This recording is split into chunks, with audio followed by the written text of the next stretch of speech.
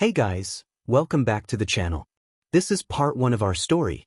If you like this What If story and want to see part 2, let me know in the comments below. Before we start, don't forget to like, subscribe, and share this video with your friends. Also, check the description for more great content and my playlist. This story was posted by dekuxtogaforlife on Wattpad. Now let's start. Since the war erupted between heroes and villains, the streets of Japan became perilous, prompting many citizens to seek refuge in safe zones protected by pro-heroes. However, the strongest pro-heroes chose to remain on the streets, rescuing civilians and confronting villains. Among these heroes was Izuku Midoriya, known as Deku, a student from UA who decided to fight alone to protect those he cared about and to confront the true threat, 𝐼𝐼, and his successor, Tamura Shigaraki. This choice made him a target for various assassins sent by 𝐼𝐼. Yet, with each assassin that came his way, Deku successfully overcame them using his strength and newly acquired quirks. As a result, rumors of a young vigilante defeating villains spread rapidly among heroes, villains, and even within the safe zones. In one of those safe zones was Himiko Toga, a prominent member of the League of Villains who had gone missing from her group. Unbeknownst to them, she had been hiding among the civilians, using her quirk to disguise herself and blend in. Life in the safe zone was dull compared to her time with the League. When she overheard 2 civilians discussing the young vigilante, her interest was piqued. Driven by curiosity, she sneaked out of the safe zone to find this vigilante. Before heading to the vigilante's location, she needed to gather some equipment. She ventured into a nearby neighborhood that had been ravaged by looters. Entering one of the houses, she climbed upstairs and stepped into a room that had been thoroughly ransacked. She approached a rug, lifted it aside, and knelt down to press on a floorboard, causing it to pop up. Reaching inside the opening, she pulled out a small duffel bag, placed it before her, and unzipped it. Inside, she found her equipment. Though it had seen better days, it was still usable. After equipping herself, she stepped out of the house, ready to pursue the vigilante. As rain fell once again in the city, Deku crouched beside some gargoyles on the side of a building, resembling one of the stone statues. He kept a vigilant watch over the streets, prepared to assist anyone in need. Suddenly, he received a call through his earpiece. All Might's voice came through, informing him of a potential threat approaching his location, possibly another assassin. Deku acknowledged the warning, assuring All Might that he could handle it alone. After the call ended, he adjusted his mask to cover his eyes and leaped off the building. Mid-fall, he activated his quirk, 𝐼𝐼, to grab hold of another building, propelling himself upward to its rooftop. Upon landing, his danger sense alerted him to an approaching threat from the northwest. Determined, Deku headed in that direction, using 𝐼𝐼 to enhance his speed. Meanwhile, the villain running toward him sensed danger and halted, scanning the rooftops but finding nothing. Suddenly, they realized the threat was above them. The villain executed a backflip just as Deku landed where they had stood, locking eyes with the villain, whose face was now revealed. The villain introduced themselves as 𝐼𝐼, claiming to be an assassin sent by 𝐼𝐼. They expressed excitement at the prospect of confronting the vigilante they had heard so much about, declaring their intent to eliminate him. Deku, unfazed, noted that 𝐼𝐼 was just like the others. In response, 𝐼𝐼 revealed 4 spider eyes on their forehead and 6 spider legs that burst from their back, lifting them off the ground. Deku acknowledged the difference but was determined to ensure 𝐼𝐼 met the same fate as the others. With a surge of power from One for All, Deku charged at 𝐼𝐼, who was able to see him approach thanks to her spider eyes. As he closed in, 𝐼𝐼 launched her front spider legs toward him. Deku dodged one but felt a sting from the second. Undeterred, he slid beneath 𝐼𝐼, extending his right arm upward. In his mind, he prepared for his next move, unleashing a powerful burst of wind that sent 𝐼𝐼 soaring into the air. As she ascended, Deku regained his footing and shot out 𝐼𝐼 from his knuckles, wrapping it around 𝐼𝐼's body. After the confrontation, Deku seized the tendrils of the 𝐼𝐼 and pulled down with all his strength, slamming 𝐼𝐼 onto the rooftop, rendering them unconscious from the impact. With 𝐼𝐼 dealt with, Deku retracted his black WHP and pressed his finger against his right ear. He reported that he had neutralized the villain, indicating their unconscious body was on a rooftop in the northwest before disconnecting. Once his report was complete, he removed his fingers from his ear and began to use the black WHP to escape the area.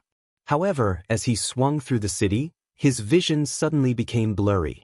Uncertain of what was happening, he decided to descend to the street to regain clarity.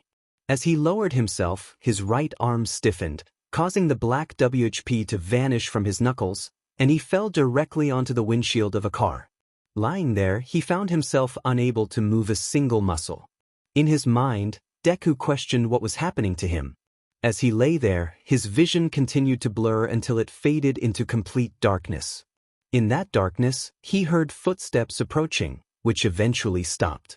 As the footsteps faded, a constant ringing filled his ears, but just before it overwhelmed him, he caught a faint voice he couldn't identify. A voice spoke, suggesting that he was the vigilante. Then, in the darkness, he began to hear another voice calling his name. With each passing moment, the voice grew clearer until he recognized it as 𝐼𝐼𝐼𝐿 calling for him. When Deku opened his eyes and sat up, he began to breathe, drenched in cold sweat. 𝐼𝐼𝐼𝐿 was there, standing with her hands behind her back, expressing concern for his well-being. Deku, still disoriented, looked at her in surprise. 𝐼𝐼𝐼𝐿 reassured him that he was okay, explaining that he had returned to the dorms with her and Iida, and had fallen asleep on the couch. Confused, Deku insisted that he had been swinging through the city until something had happened to him. 𝐼𝐼𝐼𝐿 suggested that he might have been dreaming, which would explain his mumbling and movement during sleep. Deku pondered whether everything he experienced was merely a dream. As he contemplated this, familiar voices echoed from nearby. Mina called out to 𝐼𝐼𝐼𝐿, asking if she had woken Deku, to which 𝐼𝐼𝐼𝐿 confirmed. Denki chimed in, urging them to come to dinner. 𝐼𝐼𝐼𝐿 then took Deku by the hand and helped him off the couch, encouraging him that dinner would make him feel better. As she led him to the table, Deku noticed all his friends gathered, chatting and enjoying their meal. 𝐼𝐼𝐼𝐿 stopped and released his hand, pulling out a chair for him. Deku hesitated for a moment before smiling at 𝐼𝐼𝐼𝐿 and thanking her. He took a seat, and as 𝐼𝐼𝐼𝐿 pushed in his chair, she joined him at the table. Sitting at the far end, Deku looked at the joyful faces of his friends, which made him smile even more. He thought to himself that perhaps it had all been a dream after all. As he picked up the chopsticks next to his plate, ready to dig in, he was startled when the food and chopsticks suddenly vanished before his eyes. Looking around, he realized that everyone else had disappeared. The room plunged into darkness, and the table and chairs began to sink into the void. Deku stood up, backing away slowly, only to feel something wet beneath his feet. Turning around, his eyes widened in horror as he saw his friends lying motionless in pools of blood. This sight brought him to his knees as he grasped his hair in despair. He heard a familiar voice call out his name, and he looked up to see Bakugo limping toward him, reaching out a hand. Deku was about to rise but noticed Bakugo's skin starting to crack. In a moment of panic, he called out to Bakugo, but before he could finish saying Deku's name, he crumbled into dust. The sight of Bakugo's demise was overwhelming, and Deku soon heard a slow clap echoing in the darkness. Emerging from the shadows, Tamura Shigaraki taunted Deku, claiming he had failed to save anyone, including himself. As Shigaraki extended his hand, jagged blades shot out from his fingers. In a surge of anger, Deku screamed at him, but the blades pierced through him. Suddenly, Deku jolted awake, gasping for breath as he raised his right hand, summoning the black WHP. Realizing Shigaraki was not there, he understood it had all been a nightmare. He retracted the black WHP, focusing on calming his breathing. As he took in his surroundings, he noticed he was in an empty room on the floor. Breathing heavily, he wondered where he was. He then noticed that the upper half of his suit was unzipped, exposing his upper body, and saw that his left shoulder was bandaged. As he reached for the bandages to assess his injury, he heard a door open. Turning his head, he was surprised to see Toga enter the room. As Deku and Toga exchanged glances, Deku swiftly rose to his feet and assumed a fighting stance. Toga, sensing his tension, raised her hands to indicate she meant no harm. She reassured him that she was not there to fight. Despite her words, Deku remained skeptical and demanded to know the whereabouts of Shigaraki. Suddenly, a wave of dizziness washed over him, causing him to sway. Toga rushed to his side, supporting him as he leaned back onto the sheets. Once he was settled, she retrieved a cloth and gently wiped the sweat from his forehead. Deku questioned her about what she had done to him, and Toga insisted she had done nothing harmful. She explained that she had been extracting poison from his bloodstream, which had entered through a cut on his shoulder. Although she had used her syringes to remove most of it, she noted that some might still remain. However, she reassured him that his white blood cells would likely handle the rest. Deku was surprised to learn she had saved him from the poison, prompting him to ask why she would help him. Toga replied that she couldn't just leave him to die, unlike many villains who would have done so. Before she could elaborate, the sound of beeping interrupted them. They both turned to see the earpiece that had been in Deku's ear. He reached for it, placing it back in and silencing the beeping. All Might's voice came through, expressing relief at hearing from Deku. He explained that there was a group of villains stockpiling weapons for a raid on a safe zone and requested Deku's assistance in dealing with them. Deku acknowledged the mission and promised to call back for the location. Once the conversation ended, Deku began to rise, sliding his arms back into his suit. Toga watched him, concerned about his departure. He explained that there were still dangerous individuals out there who needed to be stopped. Toga reminded him about the remaining poison, but Deku reassured her that his body would take care of it. After zipping up his suit and pulling his hood over his face, he gathered his mask and Gran Torino's scarf from the floor and attached them to his suit. He moved to the door, pausing to glance back at Toga.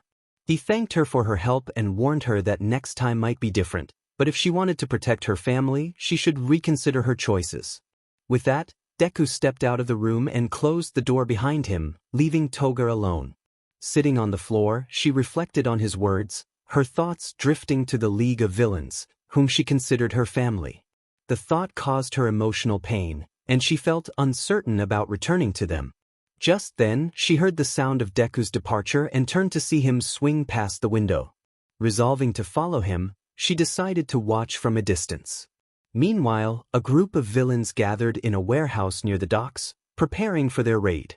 The boss outlined their plan, confident that the heroes would be caught off guard. Suddenly, the sound of shattering glass echoed through the warehouse, drawing the attention of the villains. The boss demanded to know the source of the noise, and a group of 5 armed villains set out to investigate. As they approached the area of broken glass, the leader looked up to see a shattered window above.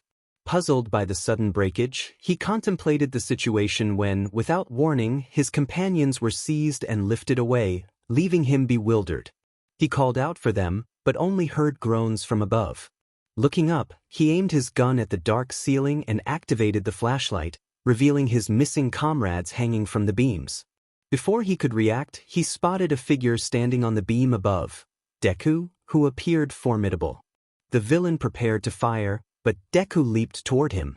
The sound of gunfire erupted in the warehouse, followed by an eerie silence. The other villains, alerted by the commotion, scrambled to arm themselves. Suddenly, the lights flickered off, plunging them into darkness. The only sounds were the rain pounding on the roof and the distant thunder. As lightning illuminated the space momentarily, one villain caught sight of Deku above. He quickly aimed and fired, but the flash of light vanished, leaving them in darkness once more. The villains continued to shoot at the ceiling, unaware of the danger lurking above. As the chaos unfolded, one by one, the villains were taken down until the gunfire abruptly ceased. The warehouse fell silent, and the lights flickered back on, revealing the villain's leader, who surveyed the scene of his defeated comrades. He struggled to comprehend how someone could have accomplished this in mere minutes. Deku stood confidently, fists clenched, and declared that the villain's plan had been thwarted and that surrendering would prevent any further harm. The boss turned to face Deku, acknowledging him as the one responsible for the defeat of his men. Deku pressed for the villain's surrender, and the boss, realizing the futility of resistance, reluctantly agreed. Deku instructed him to remain still while he retrieved a pair of 𝐻𝐻𝐷𝐶FFs from his belt. However, as he approached, a sudden danger sense alerted him to movement on the boss's forearm. He dropped the 𝐻𝐻𝐷𝐶FFs and stepped back just in time to see two blades emerge from the villain's arm. The boss expressed surprise that Deku had noticed his quirk, boasting that most people failed to see it until it was too late. Deku had initially believed the villain could be reasoned with, but now he recognized his error. The boss laughed, calling Deku a foolish hero who deserved to be defeated. He lunged at Deku, swinging his blades with intent. Deku skillfully dodged the attacks, leaping over the villain's head and landing behind him. He aimed a punch at the back of the boss's head, but the villain ducked, causing Deku's fist to miss. In retaliation, the boss struck Deku's arm with his blade, leaving a deep cut. Deku staggered back, clutching his arm to stem the bleeding. The boss taunted him, noting his failure to evade the attack and challenging him to dodge the next onslaught. As the boss charged, Deku's movements slowed due to his injury, making it increasingly difficult to evade the strikes. The boss's blades grazed Deku, and he soon found himself on one knee. As he prepared to rise, he felt the cold steel of the blades at his neck, with the boss looming over him, declaring victory and claiming his prize. Just as the blades were about to make contact, something wrapped around the boss's neck, yanking him backward and causing him to fall. The boss looked down in confusion at the tube around his neck, reaching for it, but before he could unravel it, Deku delivered a swift punch, using a fraction of his power to knock the villain out. Standing up, Deku noticed the syringe attached to the tube and turned to see Toga stepping out of the shadows.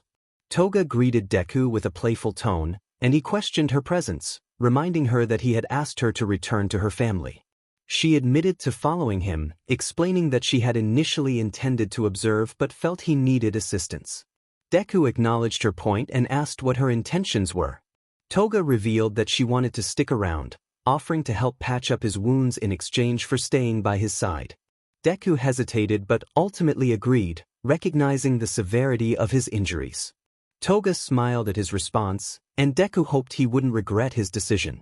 After dealing with the armed villains, Deku contacted the other pro-heroes to inform them of the situation. He and Toga then entered a nearby warehouse where Deku received medical attention for his wounds. As Toga stitched him up, he endured the pain without any numbing medicine, groaning as she giggled softly at his discomfort. Deku called her out for laughing, and Toga explained it was just a habit. She admitted that she found the sounds he made amusing, which struck Deku as odd. Toga offered to stop if it bothered him, but he encouraged her to continue. While being treated, Deku glanced out the window and saw the police arriving at the warehouse to handle the unconscious villains and confiscated weapons. Toga seized the moment to ask Deku a question that had been on her mind, prompting him to turn his attention back to her. Deku wondered where all of Toga's friends were. Toga asked why he wanted to know, and he replied that he was just curious. Since everyone he cared about was at UA, he felt safe sharing that information. He informed her that they were at UA, and Toga questioned why he wasn't with them. Deku countered by asking her the same thing. Toga paused her stitching for a moment before continuing to work on Deku's wound. She proposed that if he shared his reason for being there, she would share hers. Deku agreed and explained that he was not with his friends because he wanted to keep them safe after some of them had been seriously injured on a previous mission. He had decided to leave UA without telling anyone. Toga responded that he had left without saying goodbye. Deku confirmed that he had written a letter to his friends while leaving. Toga remarked that it was nice but suspected some of his friends might not have taken it well. After sharing his reason, Deku urged Toga to share hers. She explained that she had distanced herself from the League because significant events were unfolding, and she chose not to get involved. Like Deku, she had left without informing anyone, but she hadn't written a letter. Deku sensed that Toga's reason was not entirely truthful, but he decided not to confront her about it. He acknowledged that they both understood each other's reasons for being out there. Toga then finished stitching Deku's arm and mentioned that she needed to do something to alleviate the pain. Deku told her to proceed, and as he waited, he felt something soft against his arm. Turning to look, he saw Toga kissing his stitched-up arm. Surprised and blushing, he asked her what she was doing. Toga explained that she was kissing his stitches to help with the pain and intended to continue. Deku, feeling uncomfortable, tried to put on the upper part of his suit, but Toga stopped him by grabbing his wrist and leaning in close to whisper that she would kiss all his stitches, whether he liked it or not. Caught in an embarrassing situation, Deku felt unsure of how to respond until he heard his earpiece beep. He asked Toga if she could let him go to answer it. She reluctantly agreed but warned him that he wouldn't escape easily. Once she released his wrist, Deku pressed his fingers to his ear and heard a familiar voice. Hawks checked in on him, asking if he was injured. Deku reassured him that he had a few cuts but nothing serious. Hawks confirmed he would stay in touch before ending the call. Afterward, Deku glanced back at Toga, noticing her head was tilted down, her bangs obscuring her eyes. Concerned, he asked if something was wrong. Toga insisted that nothing was wrong and suggested they should leave. As she stood up and walked past him, Deku followed her outside the warehouse. He inquired how she planned to keep up with him if she was going to stick around. Toga revealed that she just needed him to crouch down. When he complied, she hopped onto his back, surprising him. With her on his back, she assured him that he didn't need to worry about her keeping up. Deku sighed but accepted the situation, standing up and placing his mask over his face. He shot out black WHP from his knuckles and used it to propel himself into the air, swinging through the city with Toga holding on tightly. Days passed since Deku allowed Toga to accompany him and tend to his wounds. During this time, Toga observed how different he was compared to their previous encounters. Though she was curious about his change, she kept her thoughts to herself, just as she concealed her own struggles. She also noticed him using quirks that were different from his usual ones, leading her to speculate that he had experienced a quirk awakening, similar to her own during her fight with 𝐼𝐻𝐻𝐿. On a rooftop, Deku stood near the ledge, scanning for any villains or people in need of help. Toga leaned against the wall, watching him as she had been doing for days. In her thoughts, she wondered what he might be thinking about, perhaps his friends or a new strategy against a villain. Whatever it was, she sensed it was something he didn't want to share. She sighed, wishing he would engage in a simple conversation with her. As she looked down at her feet, she continued to ponder his silence.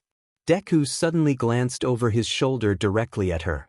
He called out to Toga, surprising her since she had just wished for a conversation with him.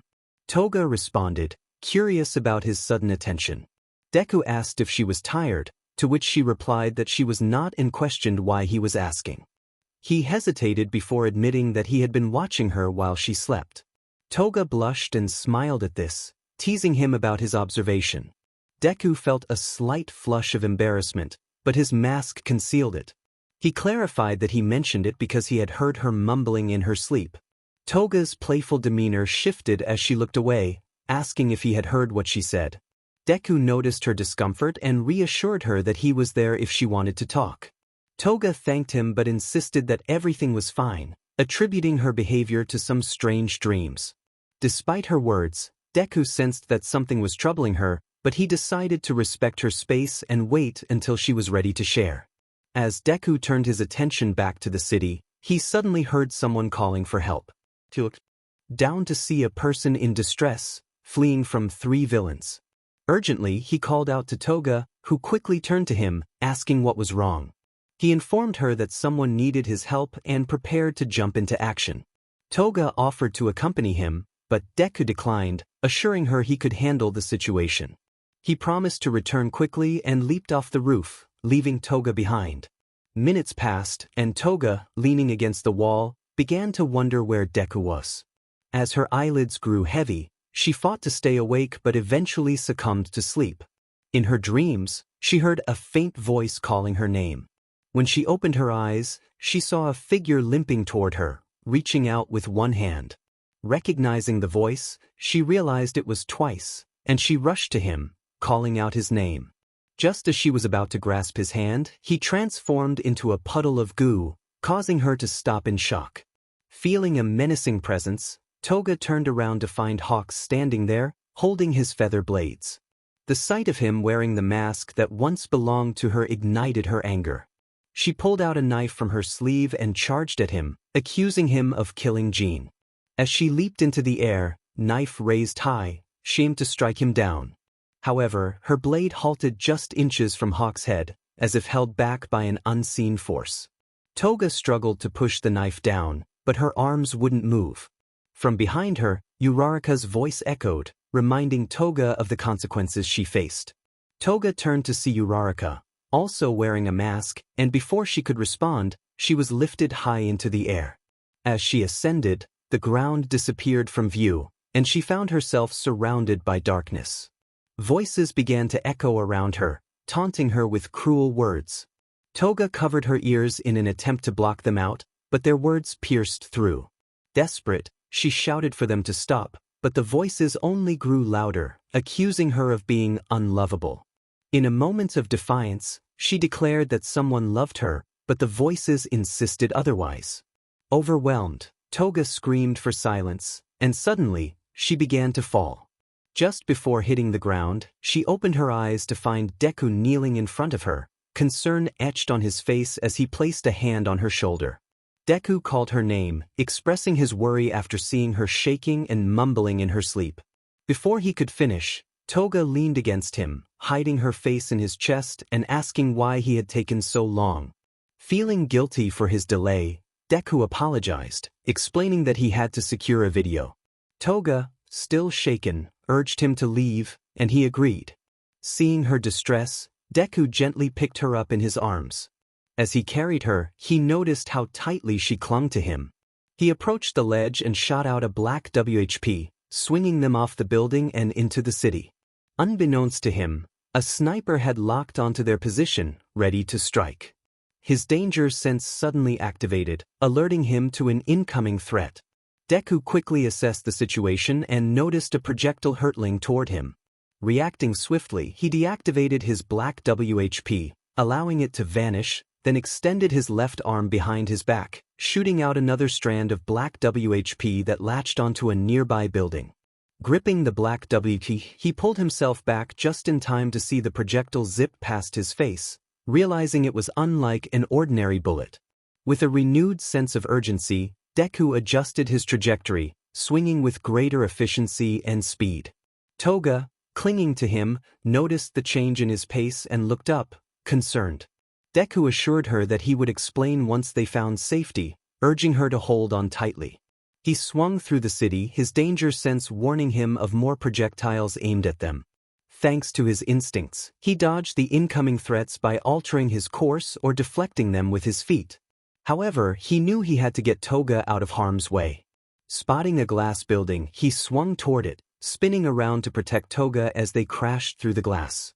As they broke through, a projectile grazed his left calf, but he continued rolling with Toga still in his arms until they came to a stop behind a row of cubicles. Lying on the ground, Deku looked down at Toga, who was still tightly holding onto him, her face buried in his chest. He felt a wave of relief wash over him when he saw that she was unharmed. Breathing heavily, he reassured her that they were safe now. Toga lifted her head and realized they were in an office. She released her grip on him and began to rise. Deku warned her to keep her head down, as the shooter was still out there. Toga noticed his heavy breathing and scanned his body, spotting the sharp object protruding from his calf. Concerned, she moved closer to examine the injury. Deku spoke up, asking her to remove the projectile from his leg, explaining that it would give him time to deal with the shooter. Toga hesitated, explaining that removing it would cause him to lose too much BLD and that cauterizing the wound was necessary to prevent further bleeding. She assured him that it would likely help him get back on his feet.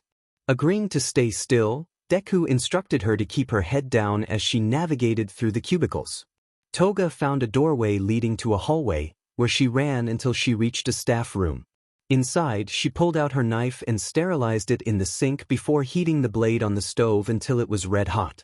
Grabbing a pair of chopsticks, she hurried back to Deku, ducking low as she maneuvered through the cubicles.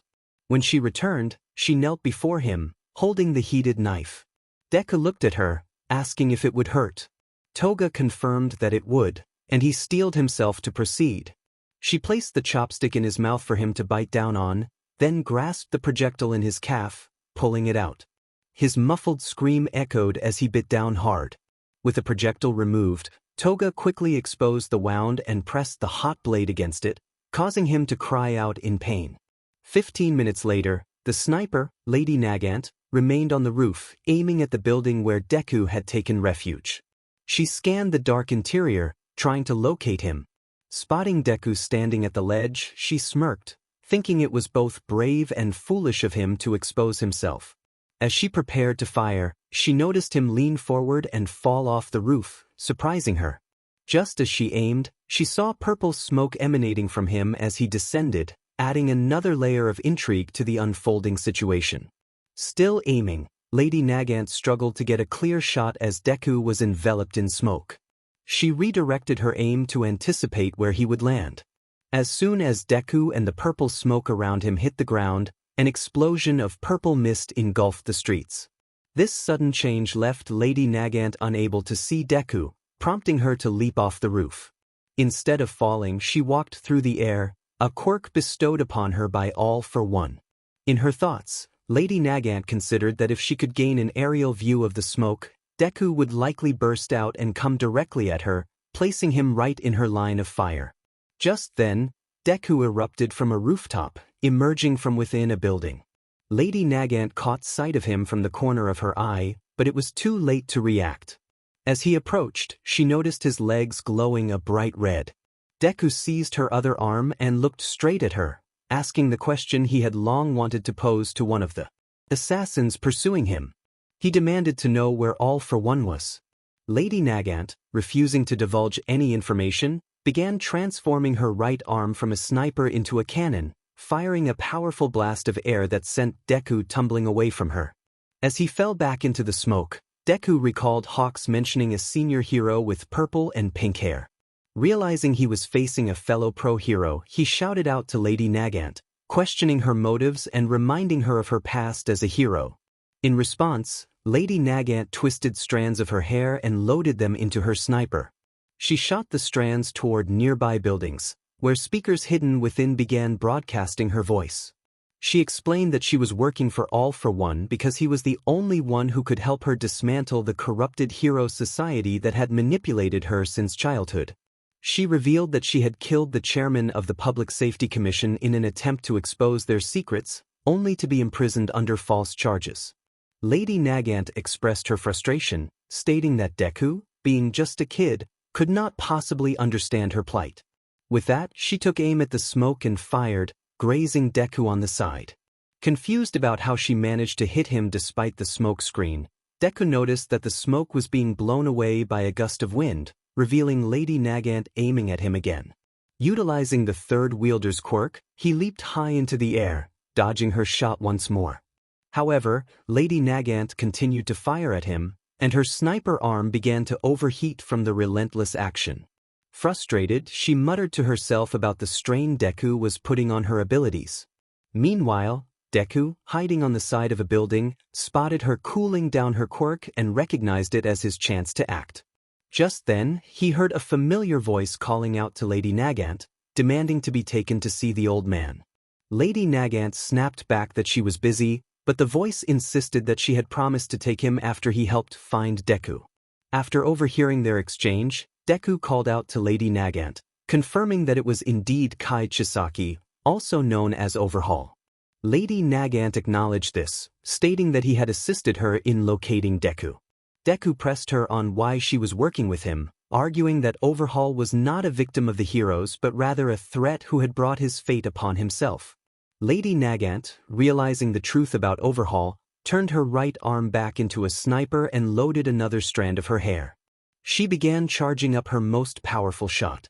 Deku, sensing the impending danger, activated the third wielder's quirk, 𝐿.for. As Lady 𝐼𝐴𝐽𝐻 released her charged shot aimed at 𝐿.for., Deku moved faster than her bullet, tackling 𝐿.for. to the ground just in time. Lady 𝐼𝐴𝐽𝐻 was astonished to see Deku outpace her shot. While she was still in shock, Deku leaped into the air, using his black WHP to attach to the ledge of a building. Pulling himself back with his legs glowing red, he prepared for another attack. Lady 𝐼𝐴𝐽𝐻, loading another strand of hair, was caught off guard as Deku slingshot himself toward her. With determination, Deku launched himself straight at Lady 𝐼𝐴𝐽𝐻, who was about to pull the trigger. Before she could react, he reached her and shattered her sniper. As she fell to the ground in a daze, she was left stunned by the realization that he had saved someone she considered an enemy. As they fell, Deku grasped Lady Nagant's hand, floating alongside her. They locked eyes, and Deku had something important to convey. He expressed that if she had truly served All for One, she was familiar with darkness, but she should also know where to find the light in the future. He reminded her that she still possessed a hero's heart.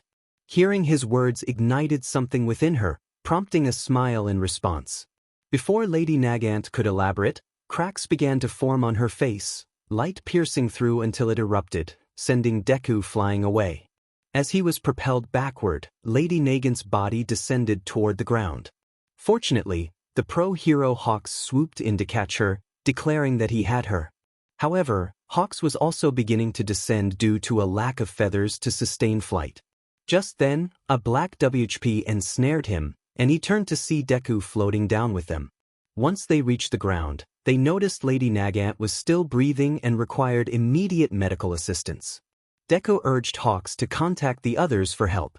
Lady Nagant, in a moment of clarity, asked about Kai and the promise they had made. Deku assured her that he would uphold that promise and take Chisaki to see the old man once everything was resolved. Grateful, Lady Nagant thanked him. Afterward, Deku turned to leave, but Hawks noticed the wound on his side and insisted he should come along for treatment. Deku dismissed the concern, stating he could handle it himself. With that, he activated his black WHP and swung through the city. Upon returning to the glass building, Deku scanned the area and quickly spotted Toga looking out the window. He called to her, asking if she was ready to go. Toga replied affirmatively, unaware that she had witnessed everything, especially his interaction with Hawks. Later, on a rooftop, Toga tended to the injury Deku sustained from Lady Nagant's bullet. As she worked, she reflected on the battle and glanced at Deku, who was trying to endure the pain. Wanting to distract him, Toga asked why he had saved 𝗟𝗏𝗸, the man who had caused so much suffering. Deku explained that it was the right thing to do, despite the man's unforgivable actions. Toga pressed further, questioning why he didn't let 𝗟𝗏𝗸 meet his end. Deku replied that he wouldn't be able to call himself a hero if he allowed that to happen. Toga then inquired about Lady Nagant, surprised that he had saved her despite her explosion. Deku clarified that he saved her from herself, helping her believe in the existence of true heroes. Toga pondered this, momentarily captivated by the idea of a true hero before returning her focus to his injury. After finishing, she announced that she was done, and Deku looked at the bandages she had applied, thanking her for her help. As he prepared to leave, Deku noticed Toga's bangs obscuring her eyes. He turned away to zip up his suit and walked to the ledge. Toga, rising from the ground, observed him with her head slightly bowed. Seizing the moment, she decided to ask him a question she had previously posed to Uraraka. A knife slipped from her sleeve into her hand, which she gripped tightly, forcing a smile as she charged at Deku. Deku's instincts kicked in, sensing danger from behind. He quickly turned to see Toga lunging at him with the knife. He dodged just in time, but Toga swung again in the direction he had moved. He narrowly avoided her attack, noticing that her smile was different from usual. After evading her again, he jumped back to create distance, prompting Toga to follow. Deku questioned her motives, asking why she was attacking him. Toga remained silent, continuing her assault. As he dodged and retreated, he stumbled over an exposed rod, falling backward. Toga seized the opportunity, landing on top of him. Looking up at her, Deku saw her holding the knife above her head, ready to strike. Just before the knife could reach him, he raised his arms, catching her wrist to stop the blade. With their strength clashing, Deku demanded to know why she was doing this. Toga, finally seizing her chance, asked him to tell her the truth. "What would you do to me?" Hearing her ask that, Deku's angry expression quickly faded as he looked up at Toga. He was taken aback by her question. If given the chance, would he kill her? Just like Hawks had done to Jean. Toga noticed Deku's silence and the serious look on his face. She urged him to answer her question, but he replied that he would respond once she stopped forcing a smile. Realizing he saw through her facade was shocking to her, and she let her smile fade. Pulling her knife away, she stood up, and Deku followed suit, glancing at her sad expression. How did he see right through her smile? Deku explained that he used to force a smile too, which made Toga look away, feeling ashamed. He then told her that now that she was being genuine, he would answer her question. Toga focused intently on him as he spoke about Gran Torino's words. Killing someone is the same as saving them. Toga thought that was his answer, and as she lowered her head, she began to lose hope. But then Deku clarified that he didn't believe that. Whether someone was a civilian, hero, or villain, a life was a life that should always be treasured and never taken. He let go of the cloak and stepped closer to Toga, looking directly into her eyes. To give her a clear answer, he stated that he would never kill her. Hearing this, Toga felt her hope rekindle. In a surprising reaction, she giggled, leaving Deku confused. She looked up at him with a genuine smile and remarked that he was weird, but in a cute way. This made Deku blush, though he was still puzzled. Before he could respond, Toga turned her back and began walking away, inviting him to follow her. It was another stormy night. A man stood on a rooftop, wearing a trench coat, gazing out over the city while speaking on the phone with 𝐿_1. He confirmed that he had located the boy, and 𝐿_1 instructed him to dispose of him by any means necessary. The man grinned, looking out over the city, excited about the task ahead. Meanwhile, Deku was patrolling the city from above, swinging through the streets. Noticing the absence of danger, he decided to return to where he had left Toga. Upon arriving at the rooftop, he called out for her but received no response. Concerned, he began searching for her. Suddenly, he felt a light pounce from behind, but he sensed no danger. Glancing back, he saw it was just Toga, who welcomed him with a playful smile. Deku thanked her for the warm welcome, expressing his worry that something might have happened to her. Toga explained that she just wanted to surprise him. When he confirmed that he was surprised, she was disappointed that she couldn't see his reaction due to the mask he always wore. She questioned his surprise, and he insisted he was indeed surprised. Toga found it hard to believe him with his face covered all the time. Understanding her point, Deku removed his mask, revealing a tired face, which made Toga happy. She complimented his appearance, causing a blush to rise on his cheeks as he was still getting used to being called cute by a girl. Toga then asked if it was time to head to a new place, but Deku informed her that he needed to do one more patrol first. Toga was displeased, insisting that she could take care of herself since she had been on her own before meeting him. Deku hesitated, still concerned for her safety. Seeing his reluctance, Toga leaned in with a pleading expression, asking to join him. Unable to resist her charm, Deku eventually agreed, but he set some rules. Toga smiled brightly, ready to comply as long as she was with him. He instructed her to stay out of sight, to keep her distance if he got into a fight, and to avoid getting hurt. Toga agreed enthusiastically, and they made their way to the edge of the rooftop. Once at the edge, Toga hopped onto Deku's back, holding on tightly as he put his mask back on. He leaped off the roof, and as they fell, he extended his arm, shooting out a black WHP that attached to a nearby building, allowing them to swing through the city. Toga reveled in the experience, feeling like she was flying through the air with Deku. After a few minutes, they found the streets still empty. He contemplated swinging to the next part of the city with Toga. However, before he could make that decision, his danger sense suddenly activated, alerting him to a threat nearby. Deku instructed Toga to hold on tightly, sensing the urgency in his tone. Toga complied, gripping him even more firmly as he accelerated through the air. They soared over the city until Deku landed on the rooftop of a warehouse, where he sensed the danger was emanating from inside. Deku told Toga to get off his back and stay on the roof. Toga, surprised, reminded him that he had said it was okay for her to accompany him. Deku explained that something was happening inside the warehouse, and he needed her to wait while he investigated. Toga agreed and released her hold, placing her feet back on the ground. Deku glanced back at her, assuring her that he would return safely.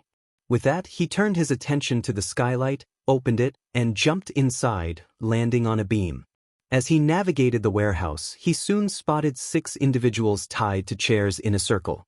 He leaped down to the ground and approached them, noticing they were blindfolded and gagged.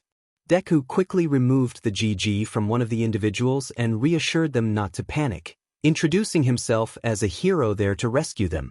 The person expressed confusion, explaining that they had been heading to a safe zone when they were knocked unconscious and awoke in darkness.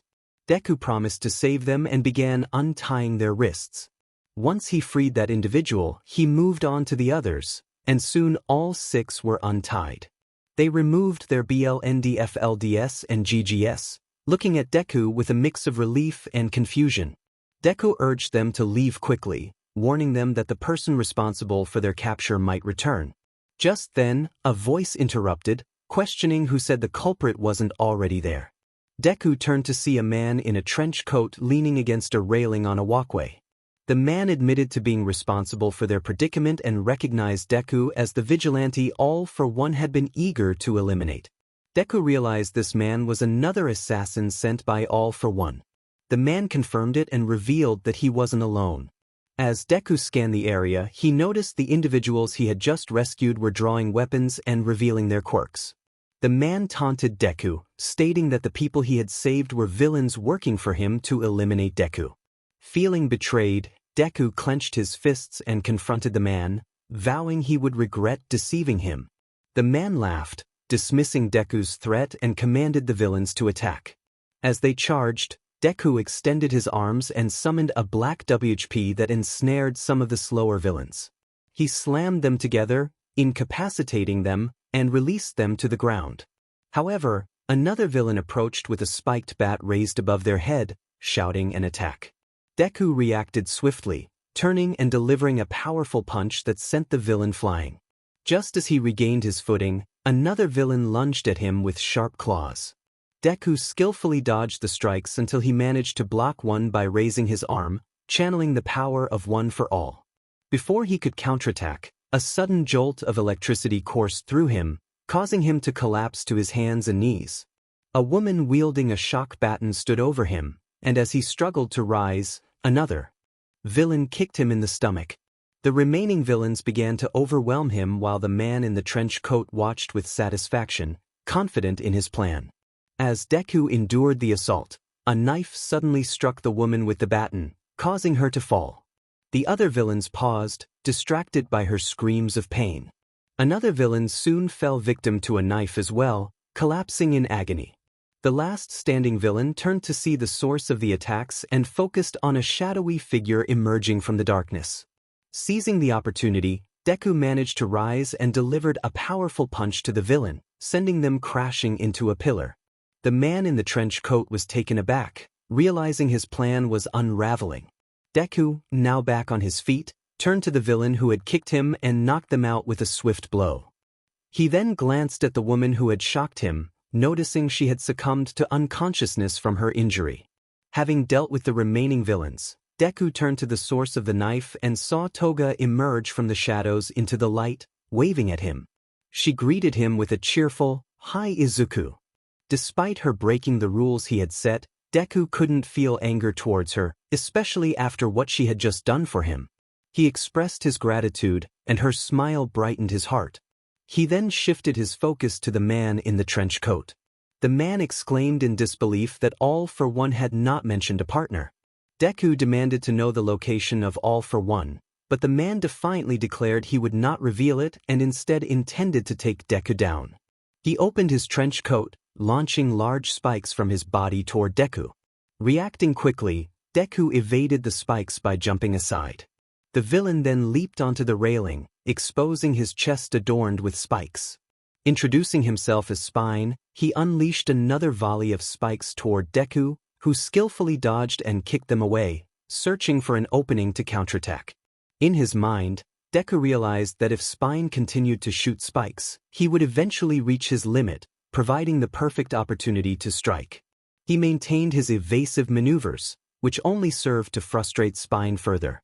In a fit of anger, Spine noticed Toga and grinned maliciously, declaring that if he couldn't hit Deku, he would target her instead.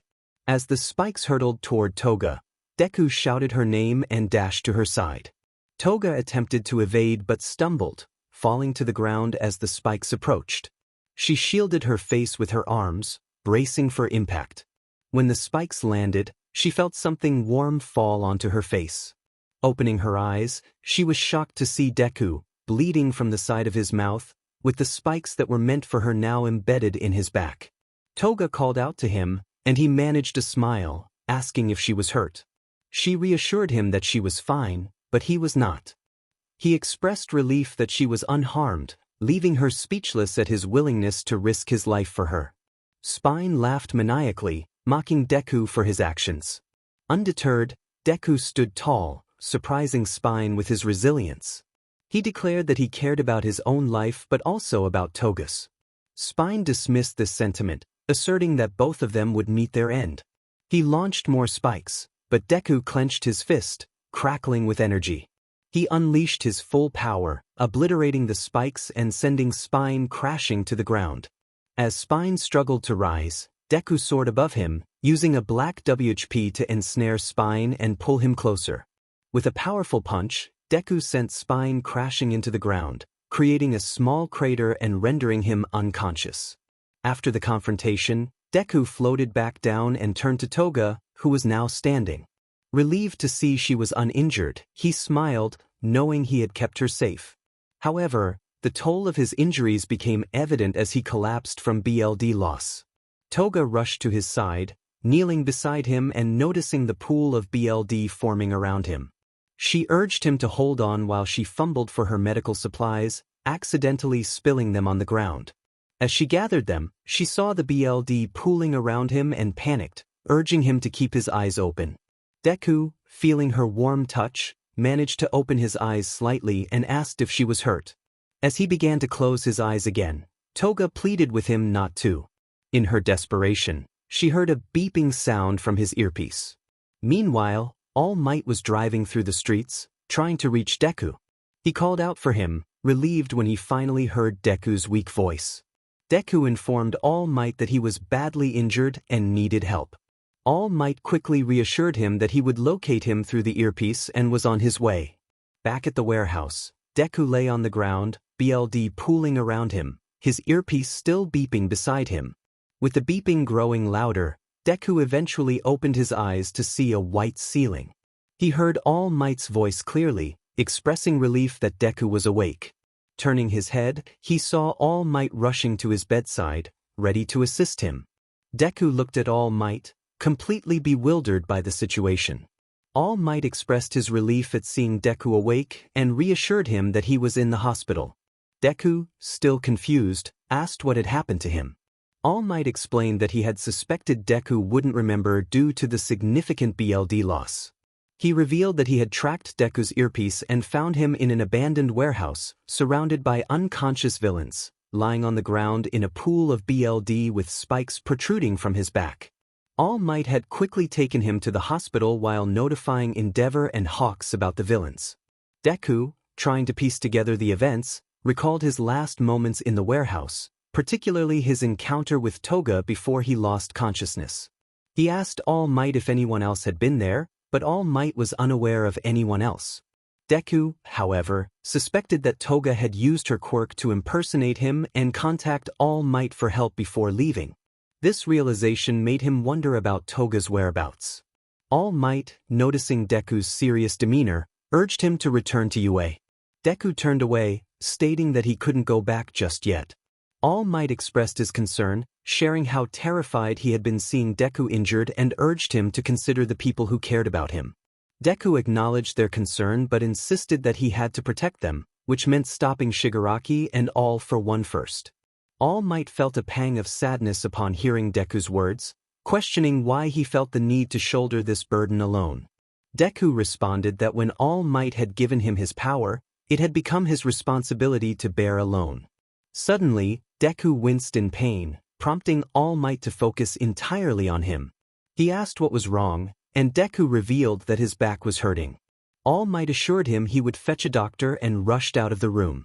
Once All Might left, Deku, feeling a surge of determination, removed the tubes connected to his arms, got off the bed, and made his way to a counter where his hero suit and equipment lay. Moments later, All Might returned with a doctor and nurse, only to find Deku had vanished, leaving behind only his earpiece.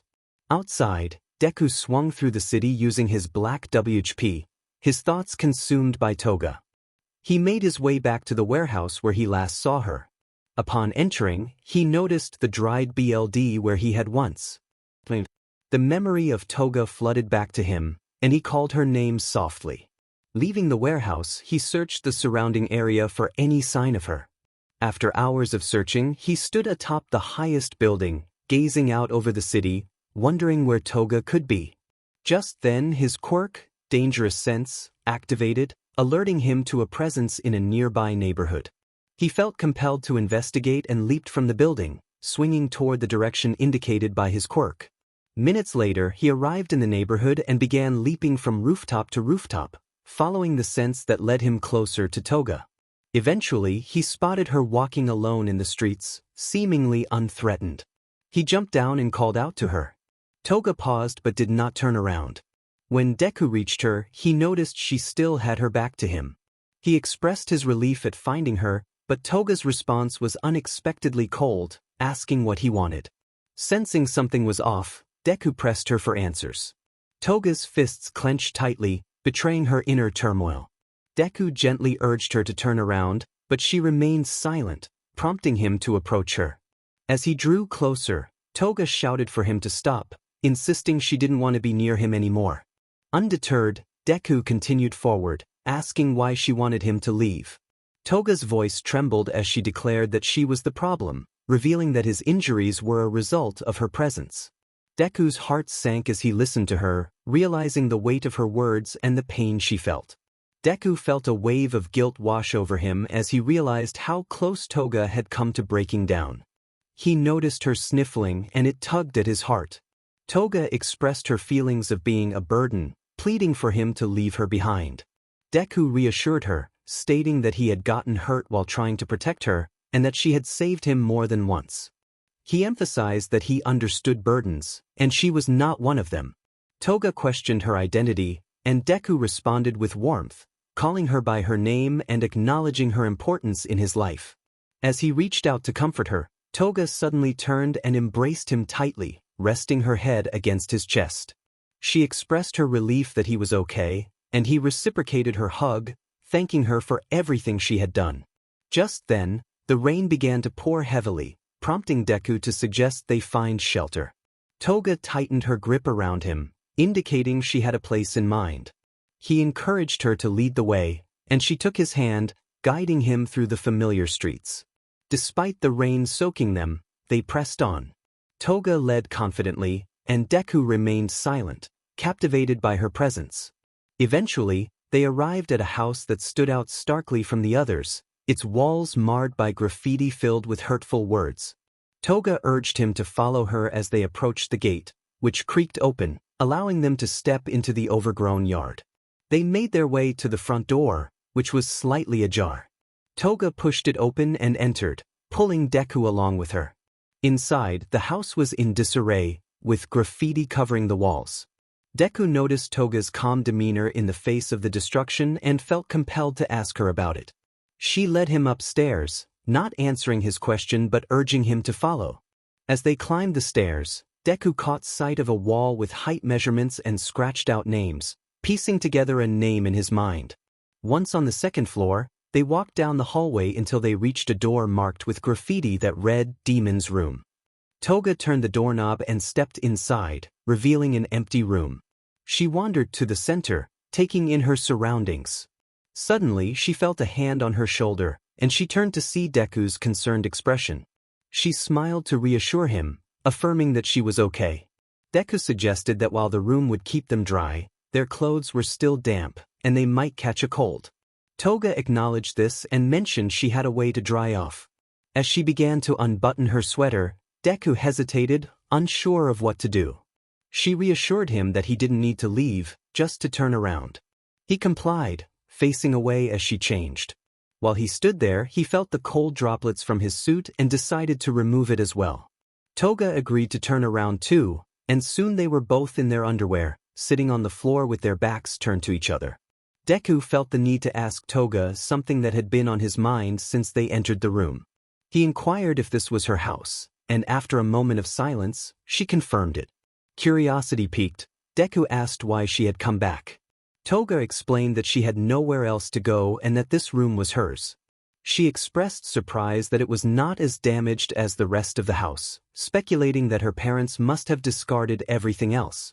This was the first time Deku heard her mention her parents, prompting him to ask about them. Toga described them as good people but admitted she had no fond memories of her childhood. Deku felt a pang of sympathy, apologizing for prying into her past. Toga reassured him that it was fine, and she didn't mind sharing her story. Deku asked if Toga could share her story, and she agreed, expressing her gratitude. She began recounting her past, revealing that when she developed her quirk, she became fascinated with BLD. To her, it was appealing in every way, but her parents did not understand. They believed something was wrong with her and took her to many doctors, who assured them there was nothing amiss. However, her parents insisted she suppress her true self, leading her to comply and hide her feelings. Deku noted that her parents did not want her to be herself, to which Toga agreed, explaining that everything changed on a fateful day. She revealed that she had taken a life, and the room fell silent. Deku broke the silence by asking who it was. Toga explained that it was a classmate named 𝐒𝐮𝐬. Initially indifferent to him, she felt a sudden urge when she saw him in a fight. The sight of him injured awakened something within her, and she couldn't resist taking his BLD. She acted on impulse, using a box cutter until he lay still. Afterward, she drank his BLD, finding it exhilarating and addictive. Deku inquired about what happened next, and Toga described how she fled after the incident. News of her actions spread quickly, but her parents refused to comment, wanting to distance themselves from her. Deku surmised that this was the moment she embraced her true self, and Toga confirmed that it felt liberating to finally be who she was meant to be. However, she noted that her feelings changed when her friend 𝐼𝐻 was killed. Deku recalled that 𝐼𝐻 had been murdered by Hawks, and Toga explained how she had joined the League of Villains with the intention of becoming like 𝐒𝐮𝐲. To her surprise, she found acceptance among them, viewing them as her family. Despite the world seeing them as ruthless, she felt love and belonging. When 𝐼𝐻 died, she feared the heroes would come after them, but Deku had changed her perspective, giving her hope that someone like him could accept someone like her. Deku listened intently as Toga expressed her gratitude for his acceptance, and she asked if he would accept her for who she was. He acknowledged her past but affirmed his acceptance of her. Toga was overwhelmed with emotion, tears streaming down her face as she thanked him for his understanding. In a moment of warmth, she hugged him from behind, surprising him. He placed his hand on her arm, and after a minute, she pulled away to wipe her tears. Toga then asked if she could have a taste of his BLD, sensing he might refuse. To her surprise, he agreed, explaining that she had done so much for him, and it was only fair to repay her. She requested that he turn to face her, and after some hesitation, he complied. When he turned around, he was taken aback to find her in her underwear, causing him to blush and look away. Toga reassured him, encouraging him to look at her. As their eyes met, Deku complimented her beauty without thinking, and Toga responded kindly, putting him at ease. She took his arm gently, preparing him for what was to come. She warned him that it might hurt a bit before leaning in and biting his forearm. Although it was painful, he noticed how content she looked while drinking his BLD. After a moment, she released him and noticed he was holding the bite mark in discomfort. Toga quickly retrieved a roll of bandages to help him. As she wrapped his arm, Deku asked if she enjoyed his BLD, and she confirmed that she did, thanking him again. Once she finished bandaging him, their eyes locked, and they leaned in, sharing a brief kiss before pulling away in surprise. Both were taken aback, realizing it was their first kiss. Toga asked if it had been bad, and Deku reassured her that he had liked it. They leaned in closer again, and he asked if she wanted to kiss again, to which she eagerly agreed. They pressed their lips together once more, holding on to each other, and eventually lowered themselves to the floor, lost in the moment. While lost in her thoughts, Toga envisioned a world where she had met Deku earlier. In her imagination, they started as friends, and as their bond deepened, she felt she could reveal her true self to him, knowing he would accept her. As their friendship blossomed into a relationship, she pictured bringing him to her house when her parents were away, leading him to her room where she could share a special connection with him. They would lie on the bed together, sharing tender moments and eventually sealing their affection with a kiss. When Toga's daydream faded, she opened her eyes to find Deku's strong, warm presence beside her. This was no fantasy, it was reality, and she embraced it wholeheartedly. Holding Deku close, she rested her hand on the back of his head, pulling him gently against her shoulder. A single tear escaped her eye, not from sorrow but from joy. For the first time, Toga was experiencing a different kind of love, one she never wanted to end. Hours later, Deku stood up, zipping his damp suit. He turned to kneel beside Toga, who was peacefully asleep on the floor. He placed a folded note next to her before standing and walking toward the door, stepping out into the hallway and then outside. He raised his left arm, shooting a black WHP from his knuckles to propel himself into the air, unaware that someone was watching him. A few minutes later, Toga awoke, rubbing her eyes and scanning the room for Deku, but he was nowhere to be found. Growing concerned, she noticed the folded note beside her. She picked it up and began to read Deku's message. In the note, Deku expressed that by the time she read it he would be gone. He explained that he wanted to keep her safe, as staying together would only put her in danger from the enemies pursuing him. He urged her to go to UA, where the heroes would help her. He reassured her that he would return once he dealt with the threats looming over them. Toga carefully folded the note back and placed it next to her before tucking her legs in and closing her eyes. Minutes later, she stood up, finished dressing and approached the door. Just before turning the knob, she glanced back at the room, realizing it held memories of a love she had never experienced before. With a deep breath, she opened the door and stepped into the hallway, making her way down the stairs. As she walked through her house, childhood memories flooded her mind, memories she wished to forget. Ignoring them, she reached the front door and stepped outside, leaving her old home behind. As she walked away, a familiar voice interrupted her thoughts. 𝐼𝐴𝐵's voice called out, teasing her about Deku's departure. Toga turned to see him perched in a broken window, his expression unreadable. 𝐼𝐴𝐵 explained that he was there because they needed her back in the league. Toga hesitated, recalling Deku's note, and firmly stated that she couldn't return. 𝐼𝐴𝐵 sighed, suggesting that if her reluctance was due to Deku, she was wasting her time. Toga, feeling defensive, demanded to know what he meant. 𝐼𝐴𝐵 asserted that Deku wouldn't truly accept her, which ignited Toga's anger. She retorted that Deku had told her he accepted her even after learning about her past. 𝐼𝐴𝐵 remained calm, acknowledging her feelings but reminding her that while Deku might see her differently, others would still view her as a villain. He shared his own struggles with acceptance, revealing that he, too, had felt like an outcast. He emphasized that the League was a place where misfits like them could find belonging, a family that accepted each other for who they were. 𝐼𝐴𝐵 explained to Toga that no one else would accept her for who she truly was. As he spoke, Toga realized the truth in his words.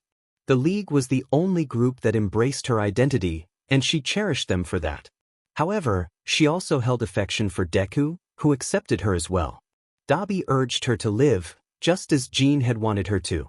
He then tossed her a small vial which she caught midair. Opening her hand, she recognized it as 𝐼𝐴𝐵. 𝐼𝐵 encouraged her to return to where they belonged. As Toga held the vial, memories of the League flooded her mind, bringing a smile to her face. She looked at 𝐼𝐵 and nodded, ready to go. 𝐼𝐵, with a smirk, mentioned there was one thing they needed to dispose of. Confused, Toga watched as he turned and unleashed a stream of blue flames from his palm, engulfing her old house.